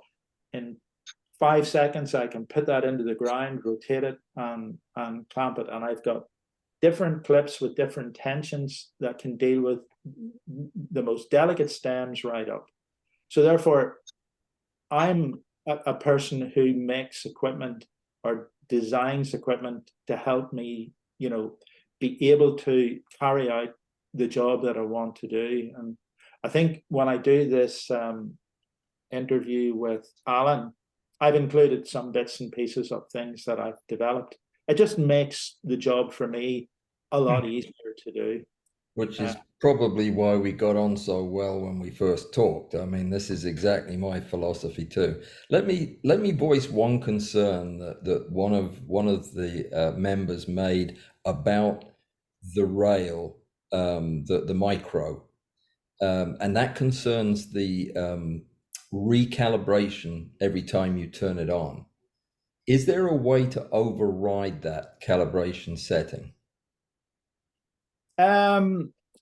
I don't think that there is, and I could be wrong about that, but I've never found that, you know, well, for the type of work that I do, when I do a stack, I've completed the stack and that's it. So in terms of calibration, it doesn't matter to me whether it's recalibrating when I turn it on.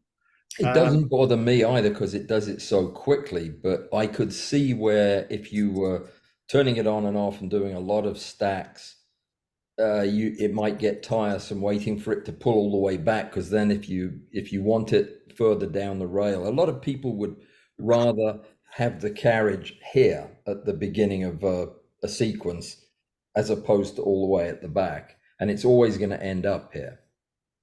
Well, I think it's like all of these things, when designers sit down to try and decide what is the best approach, they're probably looking at how the rail might be used.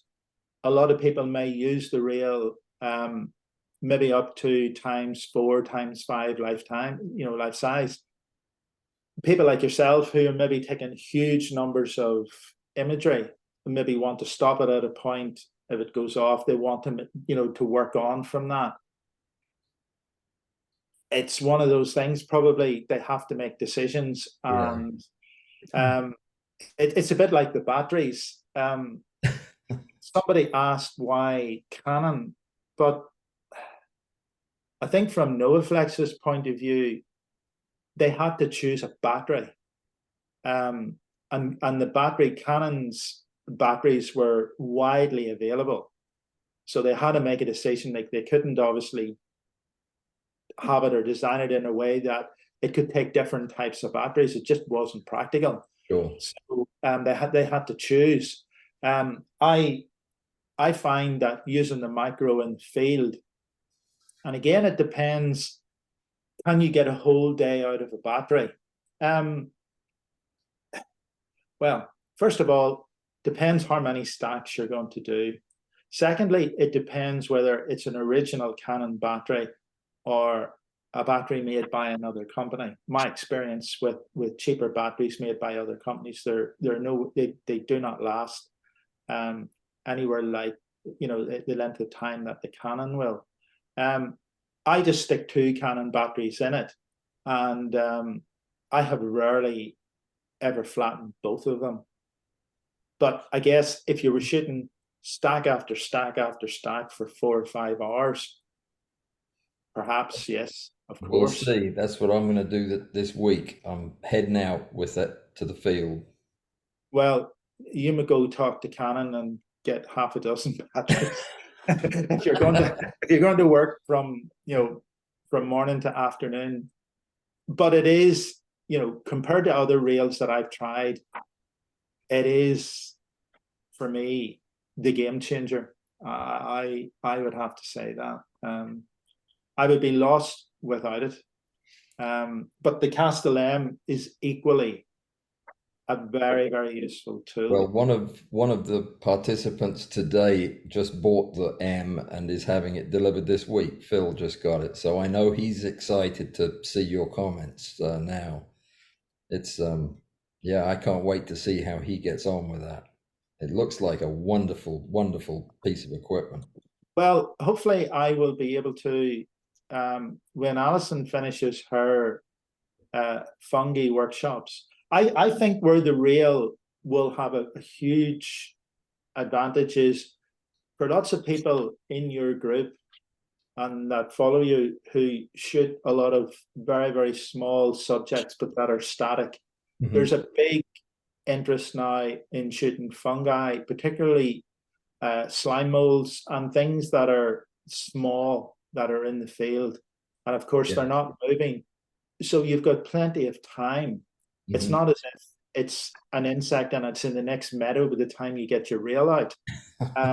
You know, so I would have used that rail yesterday. I was out in my own back garden looking around and found some bryophytes on the underside of oak leaves that were absolutely stunning. And I thought, that needs to be stacked. But it was, didn't have the Canon batteries yet, so I didn't get to do it. But can we ask a question? Well, sorry. Yes, go ahead, bud. I was curious about the rail, the automatic bellows. Right. There are 3 different types of bellows. Okay. There's it depends what you want to do. So you've got the BAL F, which are the smaller bellows, but it doesn't matter which set of bellows that you opt for. There is a, just let me see.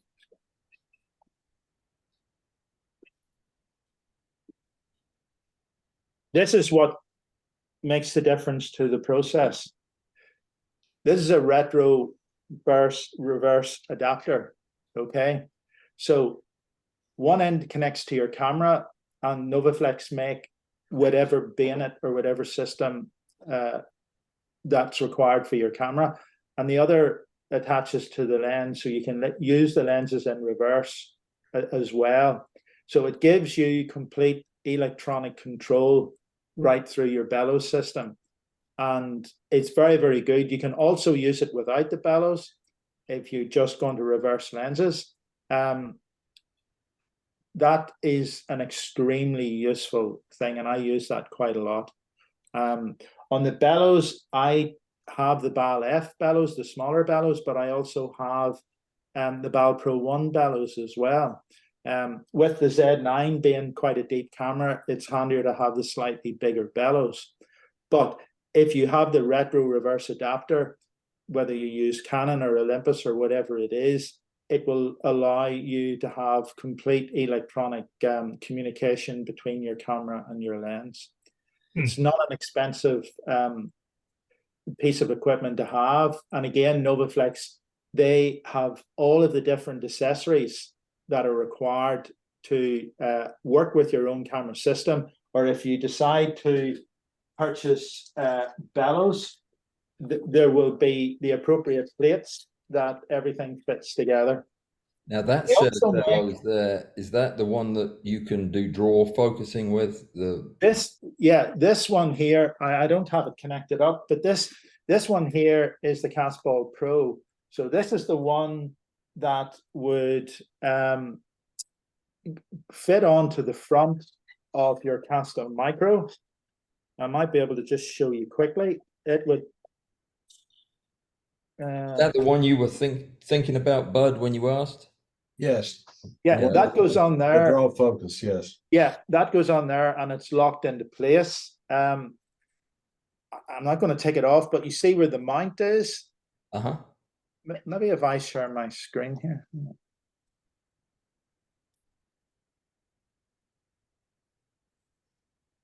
Yeah, I think we can see that pretty well, that the rear mount is mounted directly onto the bellows itself.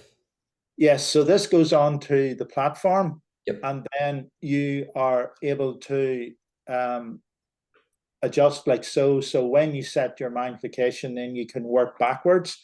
Yep. And you will get rear bellows focus using that. Product photographers use that system quite a lot. Oh yeah. And the reason that they use it is because having the lens fixed means that no parallax. It's not only no parallax, but where they've got situations where they may get reflections, if they were operating in the opposite way, as the lens moves, it could actually create reflections. So they like to have the lens fixed. That way, then they know that they're not, as they make the stack sequence, they're not going to get any reflections or anything like that. So that works exactly in the same way. You can add the retro reverse adapters on to get full automation, and that will work on the Castel Micro and the Castel M. Which one do you use in the field, Robert? I tend to use the Bal Pro one, but I've only recently got this one, so I haven't had really much of a chance to try it out. When I got this, I wanted to get this at some point so that I could just experiment in the field. I don't have a problem using bellows in the field. Some people think it's awkward, it's cumbersome. It's not really. Once you're familiar with your setup and how to put it together quickly, it's actually quite easy. So I don't have a problem at all using the bellows. And I think in our interview, you will see an example of using Bal Pro. Yeah, you've got some setup pictures in there that look great. So yeah. Fantastic. So, yeah. Well, that is marvelous. Does anybody have any questions for Robert? We have run out of time too. So I guess I'm not going to tell you about the computer, but it's a nice computer. And I'll put an article in Patreon and tell you about some more about that. Robert and I are going to have a conversation probably within the week, and that will be put up on Patreon first, and then later on YouTube, a day later probably. So we're going to be covering Robert's career as a natural history photographer, which is amazing and fantastic. Part of it, well, stories. it's based around macro, but it's not.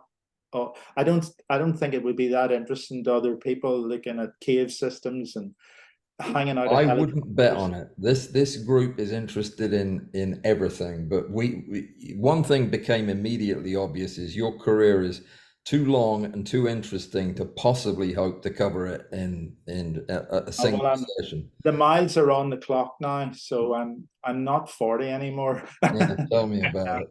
So well, we're very much looking forward to that, and whether or not we get to do an equipment meeting after that would be something to really look forward to, because I want to hear more about this stuff. I must say I've been bitten by it. The micro is fantastic.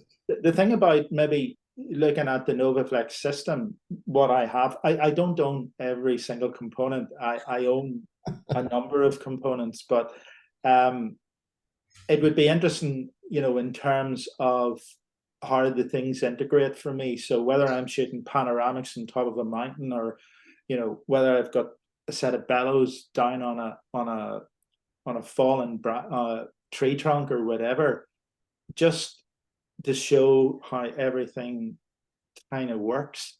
Yeah. And probably a lot of people aren't familiar with a lot of the other components that they make that make taking other types of photos so straightforward, particularly in the panoramic field.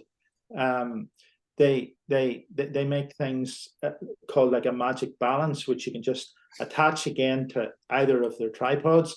It gives you that freedom of movement. And if you put one of their pano bases on, you've now got a tripod that you don't need a tripod head. Mm-hmm. And you can now quickly take conventional photos of landscapes, but if you need to shoot a panoramic, you can just quickly make the adjustment and shoot the image. So they're sort of a company who really think outside the box, and I think that's German engineering. I don't think anybody would disagree. You know, they make great cars. Most things that they apply their time and their skill to, they don't take shortcuts. It may cost a little more, but buy once and you're done.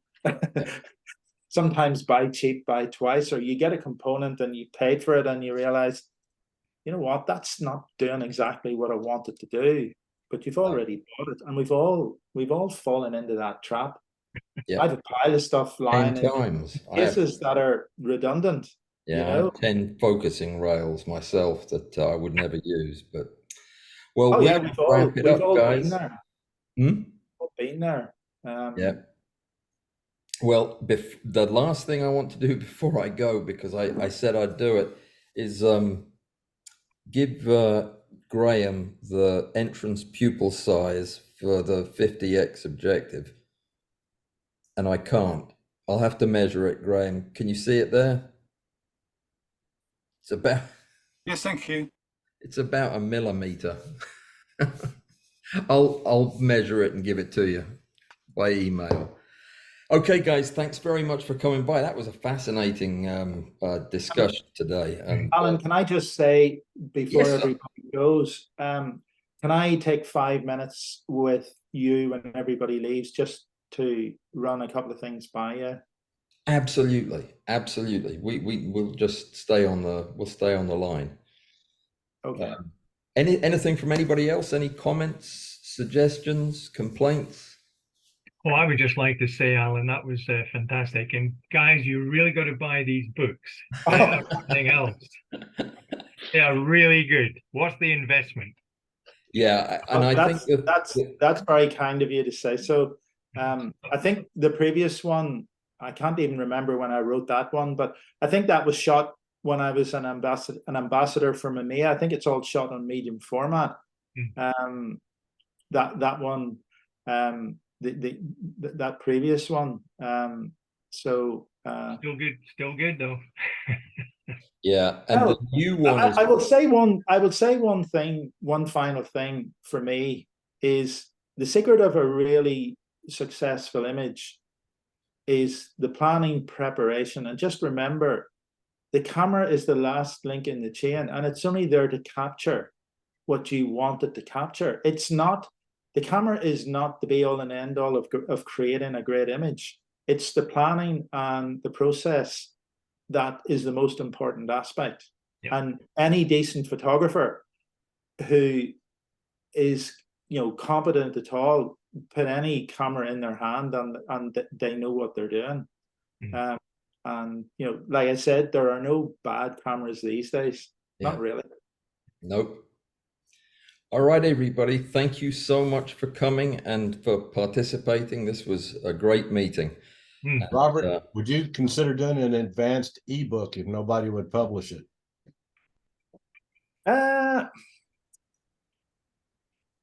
There are different projects that are going through my mind at the minute. There've been one or two other book projects that have been put to me, but I've turned them down because they're too much along similar lines that I've done. But I think probably the next book I may do will be an ebook publication, because I can control that myself. All of the books that I've ever written, both natural history and photography, I've designed them all myself, so I can design. So people have said to me, why don't you just bypass the publisher and produce an electronic version? And that's what I may well do. That way then I can get to put into the book what I want. I think people don't realize when you write books, you know, the most recent macro book was commissioned by an American publisher, Routledge, which are a vast publisher. But if you read the contract that you sign, 10 minutes of it and it's as good as a Valium. It covered every single scenario that you could possibly think of.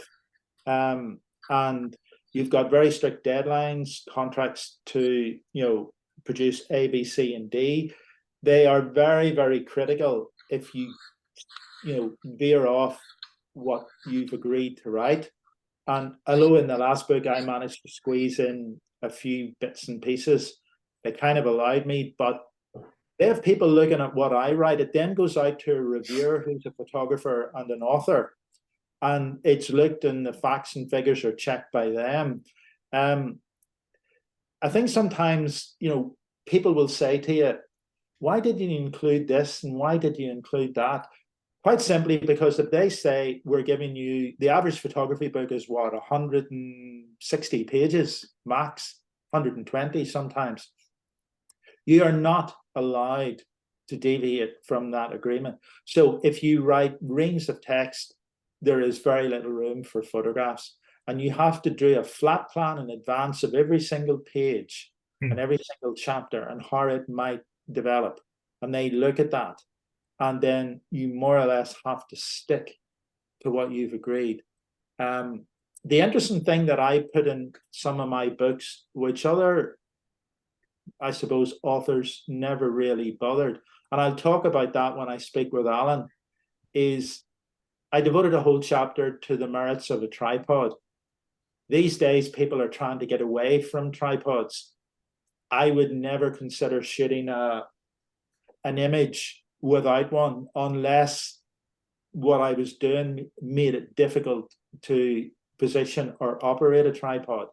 But every single image that I can shoot on a tripod, I will do it. And there are a lot of advantages and reasons why people should. But the sort of kind of modern approach to macro at the minute is a lot of people are using focus bracketing. I'll keep it all for when I speak to Alan, but I will say that me as a photographer, I don't go out to take pictures without a plan. So I will not go out and just wander about. I never ever do that. I will have a plan of what I am out to shoot, how I need to photograph it. If I need to get out at 6 a.m. to do it, I'll be out at 6 a.m. But I don't wander aimlessly, and I am careful and critical about the types of subjects, particularly when I'm working in Europe on orchids and plants. And I'll talk a wee bit about that when I speak with Alan, because I've seen so many people that have come with me on different trips, and they all fall into the same trap. Even when you tell them in advance, please don't do this, because you're maybe going to 4 locations. They're that excited about staying, be it a military orchid or whatever it is, and they just forget, and they go to the first plant that they see. They don't look at the plant, they don't look at the structure of it, they don't look at the background. First thing I do when I go to any new location, be it in the Alps or wherever, my bag goes on the ground, and I spend 20 minutes wandering around, and I will pick the subject that I think will work best. And then I go and pick my camera up. I won't go to the first one or second one. Quite simply because what happens is people spend half an hour and they all queue up to photograph that one. And then they walk 30 yards and there's another one there that's better. And so they've spent virtually their whole time photographing 2 or 3.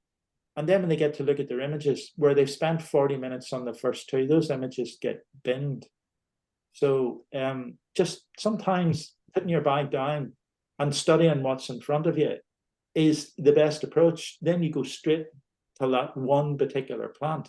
You don't need to bother about the rest. And that's exactly what I do. I always do that. Love it. I can't wait to hear more about how you do your... You'll be tired of it. You'll be tired of it. No, I don't think so. I don't get tired of this stuff. Well, thank you, Robert, for coming and dropping in and meeting. By the way, is Rick in the audience? Rick is not, unless he snuck in. Rick? No, he didn't, but I will make that introduction. I promise at some point. Well, it's nice to meet everybody, and thank you very much for allowing me to join your special group. It's quite interesting to listen to all of the different things that you're discussing, and it takes macro to a whole new level. Well, that's what we try to do, and you're welcome to join us anytime you want. We get together every other weekend and have these conversations, so it's very... Perhaps when I retire, yeah, I will be spending my time doing something that you guys are doing, where I'm not having to run the country, you know. Well, thank you so much, Robert. Stick around, we'll talk afterwards. Okay. You guys have a great weekend, and I will see you next week. Thank you very much, guys. Bye. Bye. Take care, all the best.